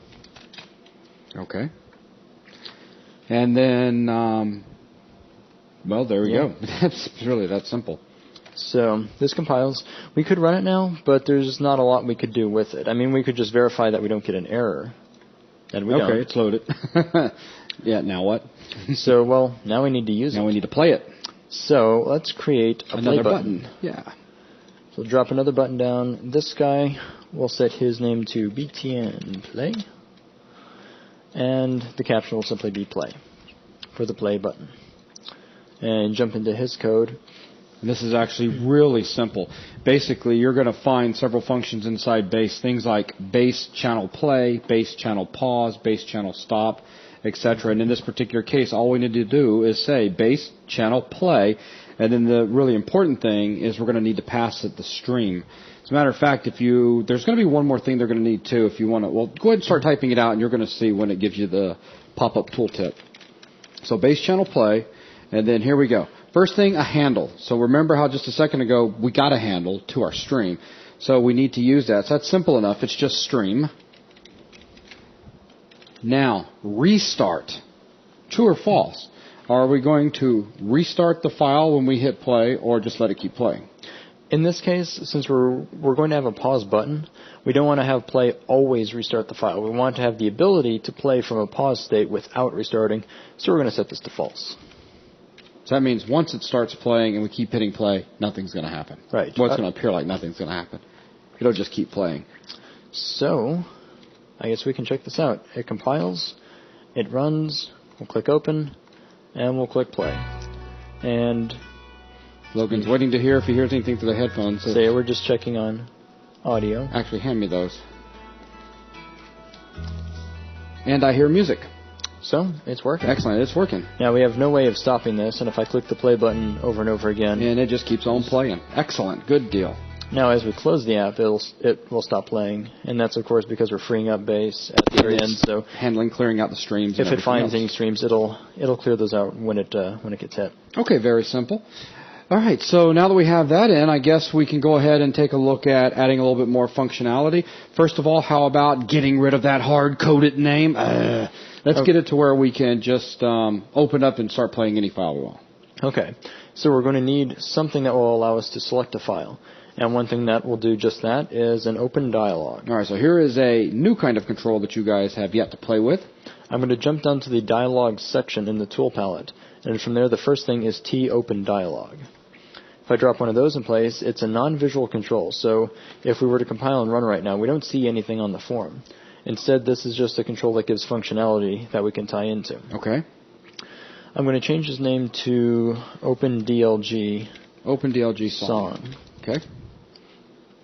And once we have that, we should be able to go back to our open buttons code and change this out. Now, we need to invoke that open dialog, and that's done by accessing its execute method. Now, execute will return true or false depending on whether or not it worked. Not just whether or not it worked, but whether or not the user opened a file or they canceled it, because of course an open dialog has a cancel button. Right. And if we've canceled, we don't have a file to open, so we can't attempt to execute. Because that would be bad. So we're going to start out with a check. And that check will hit the open dialog's execute method. And this is kind of interesting because the execute method is like a function. It returns information and it causes something to happen. Kind of like when we were working in the function section, we had a function that both wrote a line out and returned data. Mm-hmm. So we're going to say open DLG song.execute. And if this was false, then I'm going to exit out of the procedure entirely. And this may be a bit of a new... Yeah, this is definitely something new. For those of you out there that are complete beginners and you have gone through our procedures and functions video in number 5, this right here is going to cause execution to end, and we're going to immediately jump out of this procedure and return back to, well, in this particular case, just idle, if you will. So basically, we're going to click the open button, dialog comes up, you hit cancel, then there's nothing else in here that we need to do because, well, you hit cancel. And logically, I know for those of you out there that may be programmers, you may be thinking to yourself, why not just say if open dialog.song.execute and then encompass all this? And that just gets into logic flow, and we'll be doing things like that starting here in the very near future. Right now, we're trying to code this in such a way that a beginner is able to easily, jive along with what we're doing. Right, just keep it looking as simple as possible, fewer nested things. Okay, so we've got it set up to where we support cancel functionality, where we don't try to open nothing if nothing is set. Right. But if this was set to true and we get past that line, that means there is a file to open. So we need to take this file into account when we go to create the stream. So I'm going to scroll over just a little bit and replace this literal string with the data held within that open dialog. This is really simple, guys. So within the OpenDLG song, one of its properties is file name. And that's basically a string that holds, or just the string to that file name. That's right. Now, one more thing you could go ahead and do while you're in here working with the open dialog song control is go ahead and set its filter. Oh, good point. Because if we look back over here, as a matter of fact, let me run it for just a second. Sure. If I can show them what it compiles. So it's defaulted to My Documents folder, which is fine because we're headed towards this MP3 folder anyway. Mm-hmm. And from here, we see MP3 files, but we see everything else. We see things like executable files, DL files, everything. Right. That's because there's no filter has been set. And it would be good to have a filter in this case because we can only play songs. So with the OpenDLG song control selected, we'll jump down to the, what is it, localizable? Yeah, there we've got a filter, which brings up a filter editor. So the name of this filter, we'll call it MP3 Music. Sounds good. And the filter will be star.mp3, so only MP3 files. So click OK. Now let's run it again and watch what happens. Click Open, and there we go. Only MP3 files are shown. Very nice, very nice. And that so now you can test it out. If go ahead and load, open that up. And play. And I'm hearing stuff. All right, so now open up another one and show them the new problem we've got. All right, we've got... Now listen carefully, guys. Go ahead and play.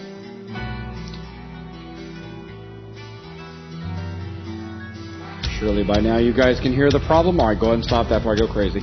So that's interesting. We have two songs playing over each other. And that might seem a little bit confusing right now because we've only defined one stream. So it might seem odd that we're able to load additional files over each other and keep them playing. But you've got to look really carefully at what's going on here. Every time we have a file, we open that file and store a handle to it over in stream. So what would happen in this case if we already had a file? Well, one, stream would be set. But as soon as we run this, we open a new one, regardless of whether or not there's an old one, and overwrite that value within stream. Can I go back over here to the whiteboard real quick? And let's clear this out. So basically we have MP3 file right here, MP3 file right here, an MP3 file right here. And we define, here's memory, as we've seen it tonight.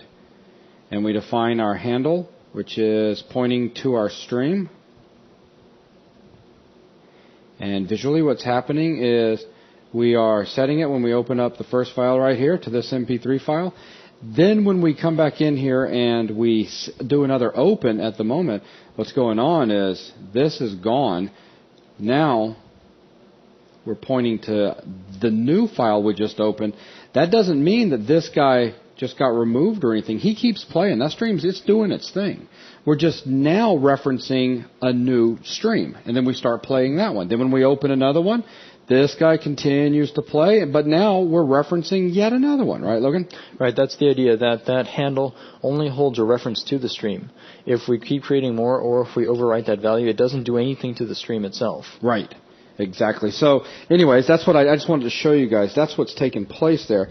So it might be a good idea to, I don't know, stop what we're currently doing and start with a new song or something. Right, and do a check to see if stream has been set or not. Yeah. So right before we create a new one, we can do a check and say that if stream does not equal 0, then we need to free the stream. So that means, what Logan's saying there is if string is less than or greater than 0. So if it's anything other than 0, then it contains a handle. It's pointing to something.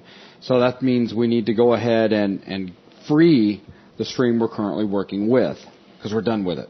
So let's see, if we jump over to... We'll just go ahead and do the base, and then we got stream free and tell it what we're going to free. And base stream free takes in the handle, which will be stream. And let's go ahead and just enter that down on the next line. And just keep with the standard we started. As a matter of fact, I could do that for things like that. That'll work. So if stream, if there is a stream basically, then let's just go ahead and free it. So now we can go ahead and run this again, and we'll open something up. And it is playing, so next.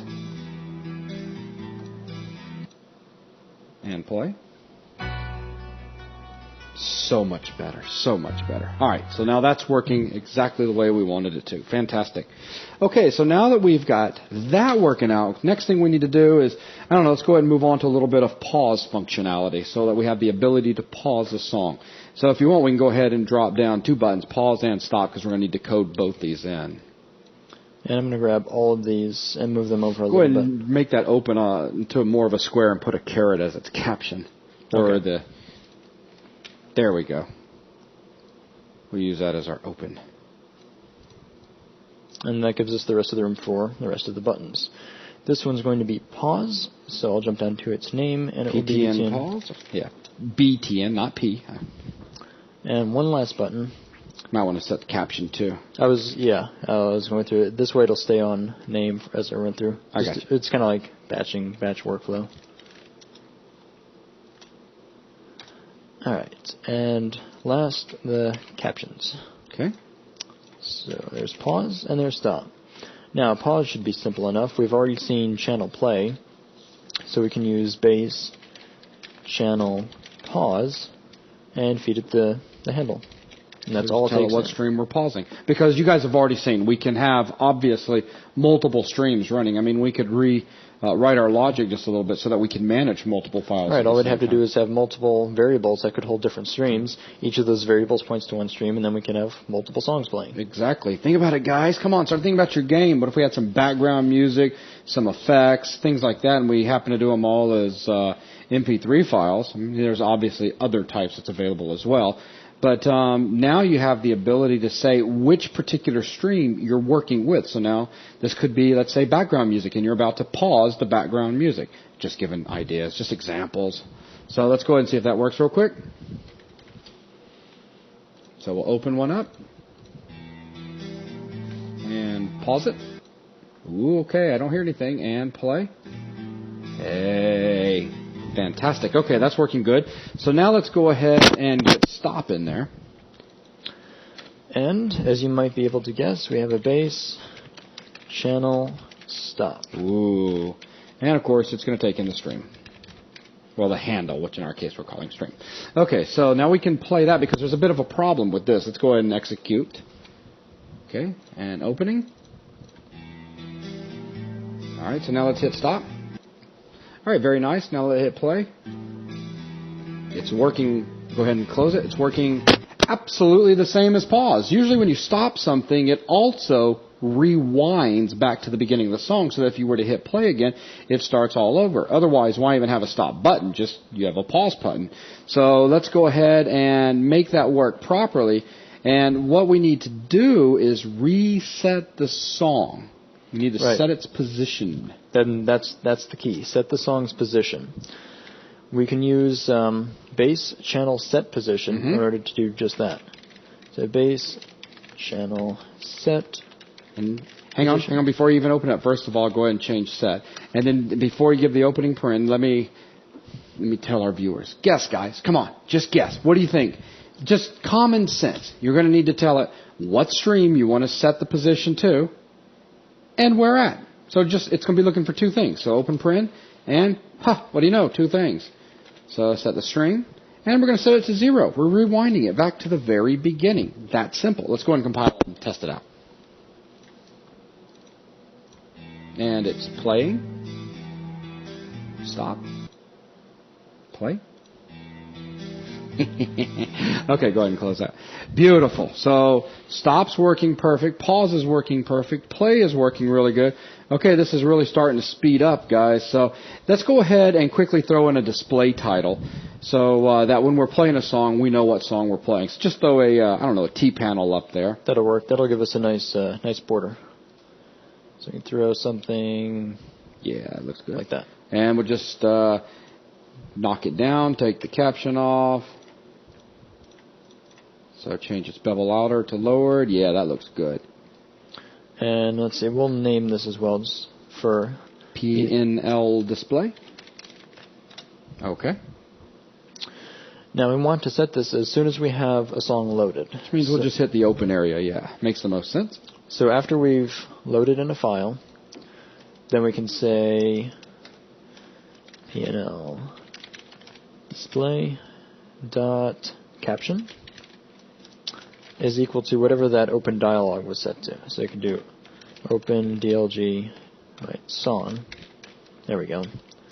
Dot file name. And before you write too much further on this, you want to think about the logic for a second, because right now, if stream equals 0, we're going to tell them there was an error loading the file, and then we're going to populate the display with the... And show them the file that they're not listening to. Exactly. So do you want to throw an else in? Yeah, probably else, then we can go ahead and do this. So else, and this will be multiple lines, so we want to begin and block it. That's true, we are going to get into multiple lines, so we can do the blocking. Okay. Yeah. So all he did is just set it up so that if stream is equal to 0, that means we didn't create the file stream. So we're going to give an error saying that there was a problem loading the file. Otherwise, now that means we successfully got a handle back. We're ready to play the file. We've got it loaded. And now we can go ahead and set the caption and all that good stuff. So if I try to compile, it's not going to be too heavy because of the way else works with terminators. Got to take that one off.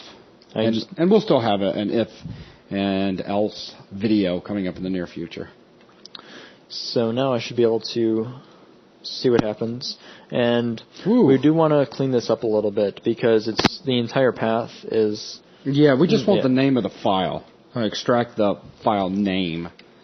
Oh, what do you know? Extract file name. How simple's that? And we compile, open. Very nice. And do another one? So if we were to reopen a different file, fantastic. A different file. And hit play, just make sure that whatever's open is playing. Beautiful. Okay, good deal. Okay, so now we have that in place. Technically, we've got a very basic MP3 player. We can open up MP3 files, we can play them, pause them, and stop them, and we can see what file it is we're listening to. Now let's get a little bit more creative. Let's add a track bar. Yeah, I mean, almost all audio players have that. It's kind of handy. Yeah, for sure, because maybe I want to jump forward to the middle of it or near the end. So let's go ahead, or let's set one of those up. To make a track bar, we're going to use a scroll bar. So let me drag one of those out. And while he's dragging that out, I'll go ahead and let you guys know. There's two different areas that we need to handle here, two different objectives with the track bar. One, it needs to be able to handle manual tracking, which means we, as the user of the application, need to be able to go in there and drag on the track bar to control where in the song we're listening to. The other objective with the track bar is when we let go, it needs to be able to update on its own. So if the song is 50% through, the track bar needs to be 50% through. The track bar needs to update automatically. Right, because in any other player, as the song's playing, you can just watch the track bar indicate where the song is at. Now, we are setting this track bar up in the most simplistic way possible for a new programmer. There are fancier approaches to doing this track bar. I just wanted to say that in case you happen to be a more advanced programmer watching this thinking, well, why don't you just use some callback messages and stuff like that? We're going to keep this simple. Just keep that in mind. So, Logan, with that, you want to go ahead and set the size on it so it looks a little bit more like one? You could do... Yeah, something there. I'll just set it to 10. To 10. Cool. All right. The first thing we're going to need to do is to... We'll do manual tracking first. Right. In order to do that, though, we need to think about the range that we're going to be tracking to, because that's the first thing to think about. It's like, what does this track in? Does it track in time? Does it track in seconds, minutes, or overall length of the file? In our case, with the simplest way of getting the length of a stream in base is in bytes. Okay. So the easiest way to keep us from having to do lots of conversions would simply be to set the range of the slider to the length of the loaded file in bytes. And we can do that, or it would be best to do that at load time. So every time we load a song, we update the track bar to have the correct range. Because, I mean, if we had a song that was really short, and then we load a song that's really long, and all of a sudden we can't short our track to the end of the long song. Exactly. We need to keep everything up to date. There's three different things that we need to do. We could just go ahead and set the minimum to 0, so that'll be our beginning. And I think that's how it defaults. Let me check. It should be. Yeah, there we go. We have our and minimum. Before we go further, go ahead and change the name of that. I almost forgot about that. Yeah, just do like SBC track bar. So scroll bar, track bar. Okay. So now let's jump over into code. So just go ahead and put the min in there. So we'll do min, max, and set the position every time you open it. Okay. So SBC. I just want them to see that we can code this. Min is set to 0 because a file is always going to start at 0 at the beginning of the file. Now the max. Now there is a function that we can use. That's right. What function is it? Well, inside of base, there's a function called base channel get length, and you can provide it with a stream, and it will tell you the length of that stream. So there you go. We just handed the stream our handle. Okay, now there's a problem with this, right, Logan? That's right, and this will give us a max of the very last byte in the file. Mp3 file, right. And if we try to track to that very last byte, it won't allow it. It's kind of like going over the last byte. It won't allow you to track to it, which means the visual effect would be that we would track the track bar to the very end, let go of it, and would snap back to wherever it was because it was an invalid seek, and then it'll retrack. So we can fix this by just simply subtracting 1.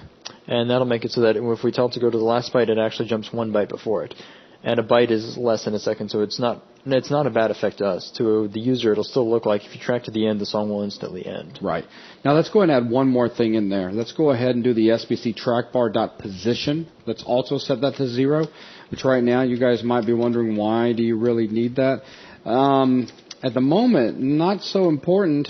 Well, yeah, it is. I mean, every time you open a file, especially when we get the automatic synchronization going on between the track bar and the song when the song's playing, you want to make sure when you open a new file that the position of the scroll bar is always at the very beginning.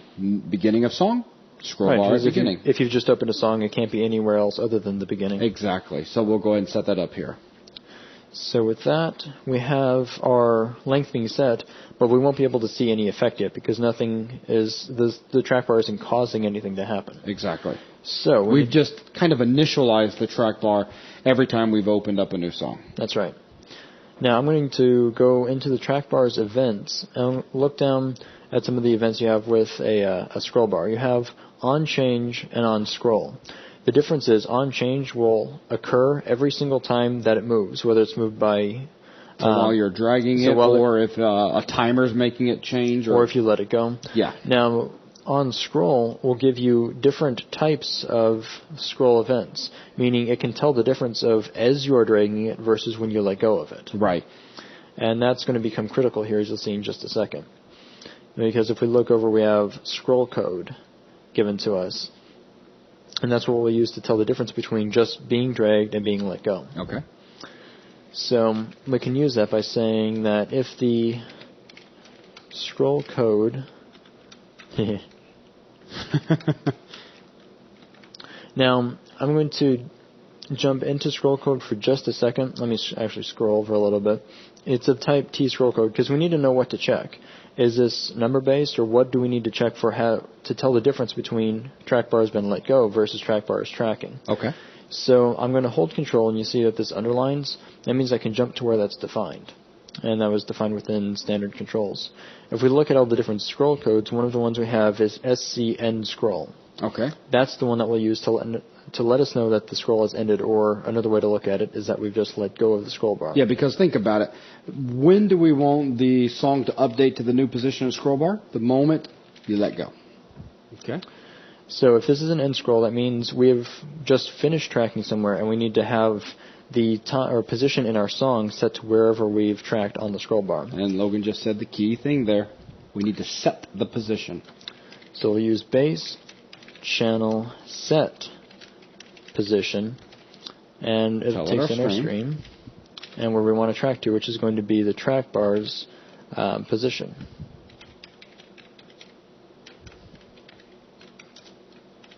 Excellent. So we should be able to try this out now. Agreed.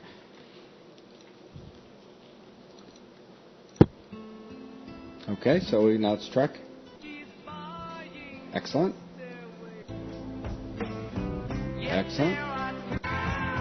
All right. So it's working. Fantastic. So now let's go ahead. Now that's the manual tracking. Now let's put the automatic synchronization or automatic tracking in, and then show them the interesting problem that we inherit from doing this. Now, the way we're going to do automatic tracking will be based on a timer.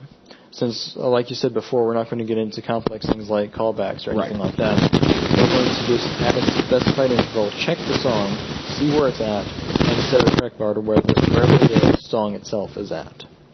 So that means we're going to need a timer. Timers are, of course, located under the system category, and the first thing there is T-timer. So let's go ahead and change its name. So TM, was it track bar? Yeah. And I'll double click it to jump into its event.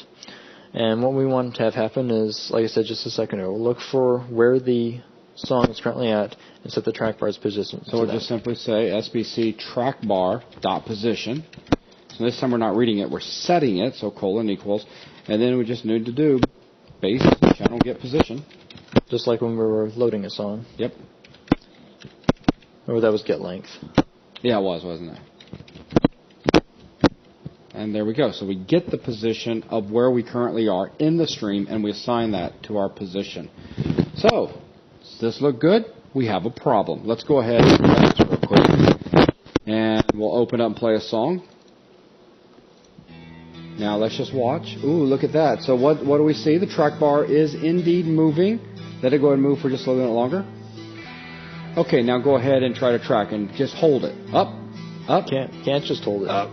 Every time the timer hits, it's resetting the track bar back to wherever it was at. That's right.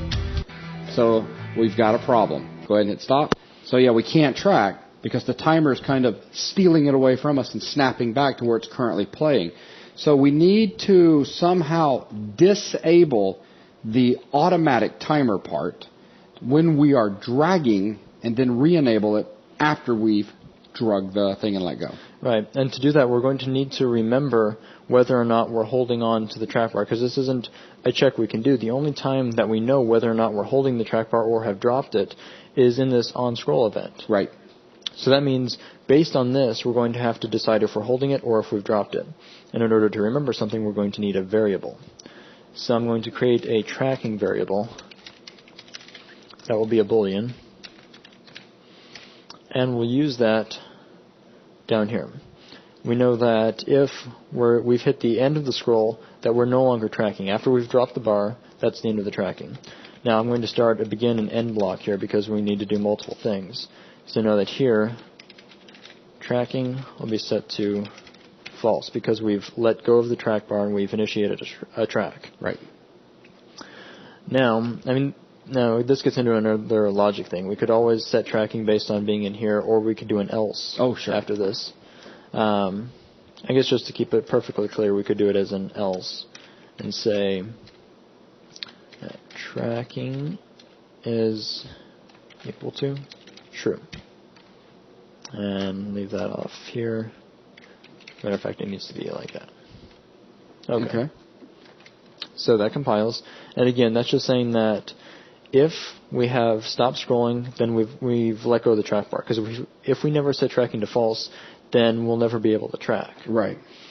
So if we've let go, we've stopped tracking. Otherwise, tracking is set to true because we've got some other kind of scroll code, like we would just started or we were in the middle of scrolling.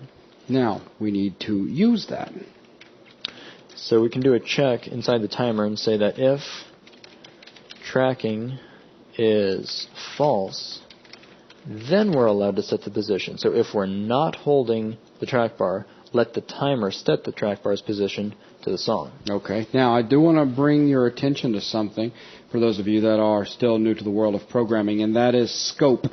Now, here we are. We're kind of starting to mix everything together that we learned in episodes 4 and 5 of the Delphi Training Series. And that is, remember how we demonstrated in episode 5 that variables defined locally can only be seen locally by the procedure or function. Well, here Logan is demonstrating using a variable that can be seen in this procedure, could also be seen in this procedure, and that is because all the way back up here, that has been defined or declared outside of these procedures. So this is global to this unit. Yes, throughout this entire unit, those could be considered global variables. So that means if this guy reads it or changes it, this guy can read the change and vice versa. I just wanted to point that out real quick. That's why that variable survives between the two of these. It wasn't local to any one of these, so that means that if one can see it, the other can see it. Exactly. Okay, so we can check this out now. So here's our song. And we've got our automatic tracking. You can see it move. Now if I grab it and hold it, I haven't let go yet, so the song shouldn't change yet, but as long as I hold this, it never gets reset until I let go, and then it should track and track the song. Very good. And it starts tracking again, automatically. So if we look at it really close, then yes, it goes back to or moving on its own. All right, beautiful. Now we've got all of the functionality that we set out to add into our basic MP3 player at the beginning of this video. Man, we've been through a lot.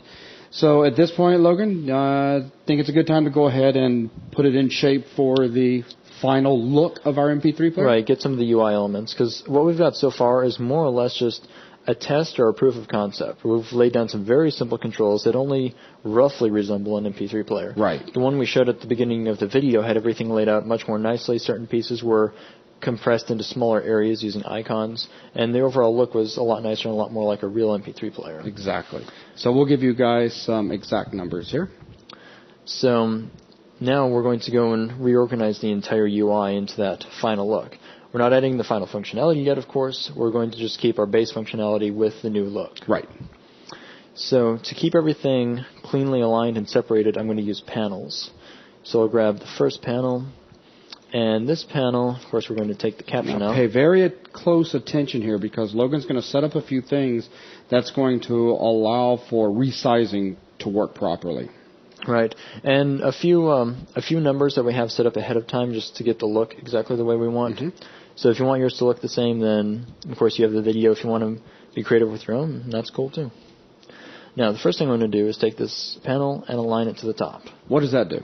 Aligning to the top makes it to where it will stick to the window and stick to the very top of the window. Okay. Another way to look at that is that means that the width is always going to be as wide as possible for whatever it's contained in. In this case, it's contained within the form. So as we resize the form, this panel will resize. As a matter of fact, I can show that without even running it. Very cool. You can see all of these controls retain their width, and they don't really look at the window to see what size it should be.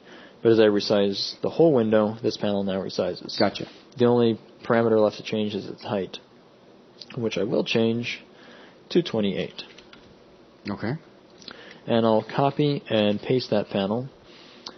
For the second one down, I'm going to set this one's height to 19, and I can copy and paste that again.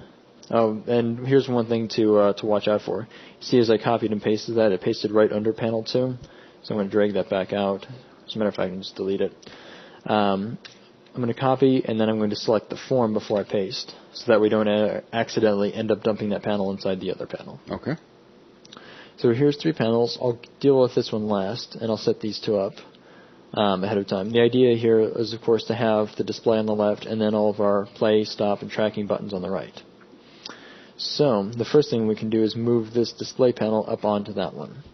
So I'm going to resize it down a little bit, hit Control X to cut it, select the panel I'd like it to appear on, and hit Control V to paste it. And that'll make it a child of that panel. Now, some numbers I'm going to plug in will be the left, which I'm going to set to 5, and the top looks about right. It looks centered enough. Mm-hmm. Now, the width I'm going to set down to 129, so we have room for some buttons. Okay. Now we get into the buttons themselves, and you know what, that still looks a little bit wrong. Let me try setting that to 21. Yeah, that's better. That'll fill more of the panel. Alright, moving on to buttons. I want to use a different type of button than we have here for 2 reasons. One is that we want to use icons on these buttons instead of words, and the second is we want a kind of flattened and then rollover effect. One control that gives just that ability is the T-speed button. Okay. I'm going to drop one of those onto the panel, and I'm going to set its height to 21, so we match this guy, and I'm going to leave its width at 23. I'm also going to go under the miscellaneous section and set flat to true. So now we can line that up. Now I'm going to need to nudge these around to get accurate placement, because you can see the snapping is snapping to the top or the bottom. I kind of want it centered, so I'll use Control and the arrow keys to nudge it. So I'll move it up a few pixels until it lines up with the display itself. So that'll be one button. Now we need to add a few more. We need things like pause and stop. We're going to add in a previous and next song button, even though they're not tied in yet. And then finally we're going to have the open on the far right. So this is the look I'm going for. And this, I want this carried on to the other buttons. So instead of creating new buttons, I'm just going to copy this one. So paste the second one in, and then I'll use nudging to line it back up. And I'm looking really closely at these borders in here, and I'm going you can see how they overlap, and all we have is the white pixel. I'm going to move it 1 pixel off of that, so we have a little bit of an indentation between them. and paste again for the stop button. Same type thing, just nudge it into place until it looks right. Now we need the tracking buttons, which will be spaced off just a little bit. Maybe a little bit more than that. And that's the previous song button. This will be the next song button. And then we need the open button. And it'll go all the way over on the other side. And let's see. This is looking a little bit wider than it should be. Let me check something.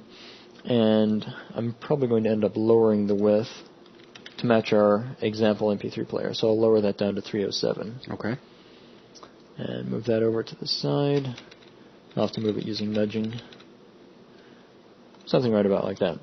Now we had a little graphical divider between the transport controls and the open button. The control I'm going to use for that is a bevel, found up under the additional category. So I'm going to drag a bevel into place. Now it defaults to being kind of a box, and all I want is a vertical spacer. So I'm going to go to its miscellaneous category and change the style out to, the shape, not the style. I'm going to change the shape to a left line. And that gives us kind of just a straight horizontal or vertical divider. Horizontal, whatever. Alright, so we have that set up, and I think that looks alright. Okay. Maybe one more pixel. Yeah, that's good. Now there's the buttons laid out, and I've held off on naming them or adding icons just because that's going to differ per button. I used the copy and paste to copy everything that was going to be the same between all of them. Mm-hmm. So now we're going all the way back to the play button. I'm going to jump down to the miscellaneous section so I can set its name. So it'll be BTN play. And we got the one that's down there, so we need to go ahead and... We can go to all, and now if we try to name these, of course all of these are already named, so I'm going to go into all of them and erase them. Delete each control out. Okay. That frees up that name so I can use it with this button. So BTN play. There we go. Now we can use the name. And let's see. We'll set the name and we'll set we need to set the icon now. The icon is under the glyph property. Alright, so we need to load in the actual image that's going to be used for the icon. So we can go to load, and we have these icons here. We'll include these with the high-res copy of this. Yeah, they'll be in the RAR file. Now, they're bitmaps. What size are they? They are 20 by 16. Okay, 20 by 16. So anybody could have made these in Photoshop. As a matter of fact, I think some of them vary. Oh, really? So 17 by 16? They're not standard icon files. Gotcha. So we'll go in here and add, let's see, this was the play button, and there's our play icon. So we'll tell it to open. Now these are just regular files we made in Photoshop for the most part, right? Right, just simple bitmap files. If I remember correctly, they're 256 color bitmap files. Gotcha. And you can see they have this weird olive color. This will play into Delphi's automatic transparency handling for bitmaps. It'll recognize what colors are on the outside and set that up as your transparent color. So you see as soon as we hit OK, instead of being olive colored, that's now transparent. Perfect. So there's our play button. And we can move on down the line from here. We have things like the pause button. So this will be BTN pause. And its glyph will be the pause icon. From here we have BTN stop. And its glyph, of course, stop. These two are the previous and next song buttons. So this one will be BTN previous, and its glyph will be the track left icon, which I've named previous there. We got BTN next, and we've got a next icon. And finally we've got BTN open and an open icon. So there's all the icons laid in. Now, if we compile and run it, even though we have the same names on these buttons, we've lost the functionality. Now, if we look in the code, we haven't lost the procedures. We still have things like there's BTN play, BTN stop, there's BTN play and pause, so the functionality is still there. It's just not linked up. Right, because these are brand new buttons. Even though they're named the same, they haven't been associated with those events. If we go to the Events tab, we can go to where we would normally double-click to call or to jump into this event, but if we hit the drop-down, instead of double-clicking, it will go through and look for all the procedures that would be applicable for this event type. Very nice. And there we can see all of our pre-existing procedures. This was the play button, so we can drop play click into place. And now, well, let me do open, because play's not going to do anything without open. So open click, run, and now open has been linked up to the procedure that we had already there. Very nice. So we've got open, we've got play. We need to go and set pause and stop. And again, the next song tracking gets into a different episode entirely. So that should have this top portion complete. Now we need to go and set up this bar, which is going to be the tracking and volume panel. So we've already got a track bar. I can simply hit Control-X, select the panel I want it on, and paste it in. Move it over a little bit and center it up vertically, something like that. I'm going to shorten this up a little bit. As a matter of fact, I'm just going to plug a number into that to keep the look we've got, or that we had before. Now we need another track bar. And to, more easily keep the look, I'm just going to copy and paste this one and lower its width down to about 94 pixels wide. And I'm going to move it as close as I can with snapping and then hold Control to nudge it into place. So I'm going to align it to the right edge of this button so we keep up that line on that side. Okay, and we need to go ahead and set a name for that. This will be SBC volume. Alright, that takes care of the second panel. Oh yeah, one last thing before I forget. We copied this over, so it's probably still going to have that event set. Mm-hmm. This is going to be a volume bar, not a track bar. So I can simply select this, press delete, and that will clear that out. So we don't accidentally have this working as a track bar instead. Okay. So that's that panel. Now I'm going to go and focus on this last panel, which, if I remember correctly, I can probably just go in and set it to, change its align type, and set it to align client instead.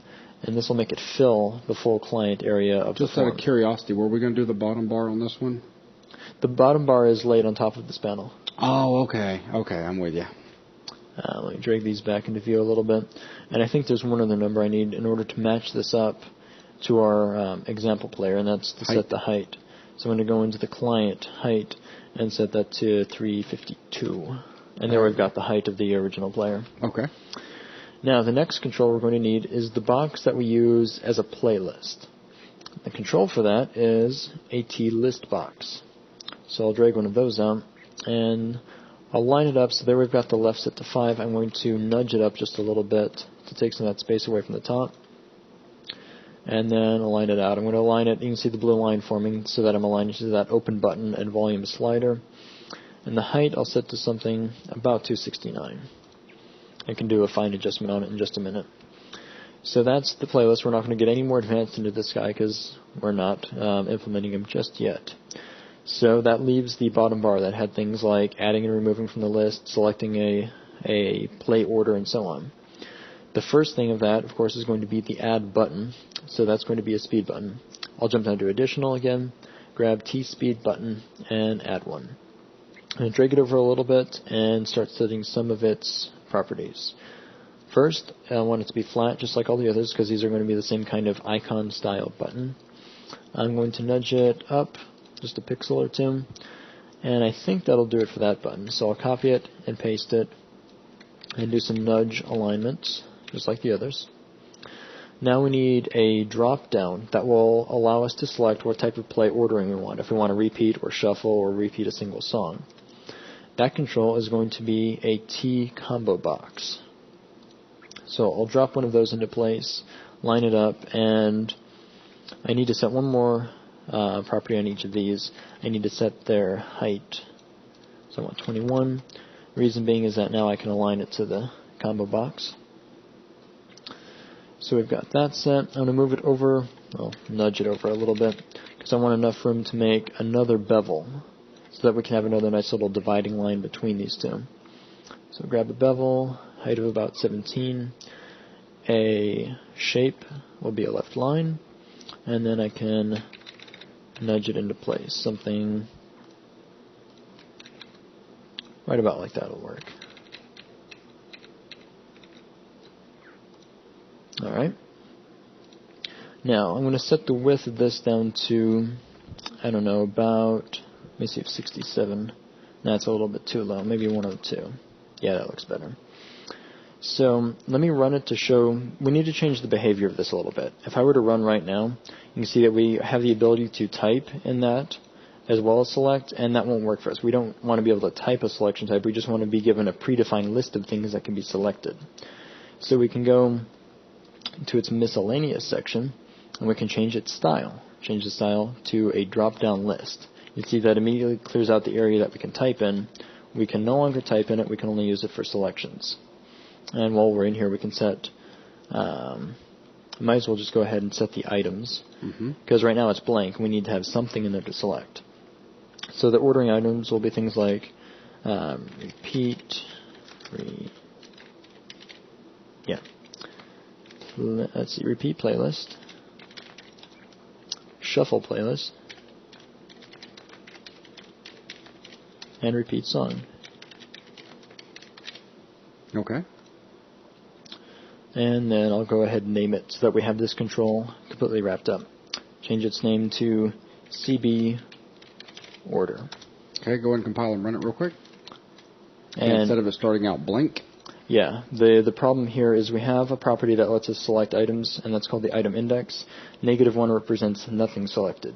We wanted to have the first item selected, but this is a zero-based list, so we'll set that to 0. Perfect. And you can see already that it's stored in the first item. So, that has that taken care of. Now we need to add the buttons to the right of that, which are the load and save playlist buttons. I'll start with one of these because they already have the look that I want. I'll copy, I'll paste, and then it's back to nudging for alignment. And paste again. Nudge to align. We have those set up. And the last control will be that frequency slider. Now I'm going to copy this, paste it, and it's going to appear way at the top, which is okay because we can just drag it down, lower its width to something like that, and then nudge it to where it aligns on the outside like that, and roughly center it, and then drag it one over, something like that. Okay. And since he only has one thing left, I'll go ahead and finish this and just call it SBC frequency, or freak for short. Okay. And now I believe the only remaining thing is the names and icons of the buttons. So jumping all the way back over to the add button, this will simply be called btn add, and we'll set its icon. So we'll go up to the glyph property, and we'll load in the add button icon. And one over from that is going to be remove from playlist. So we'll say btn remove, and I'm going to capitalize that. And set its icon to remove. So these buttons, this one starting over here with the playlist open. So this will be btn pl open. And we need to grab our pl open icon. And our playlist playlist save. That's right. I was thinking remove, no. Close, no. Save. So btn pl save. And our icon here is simply pl save.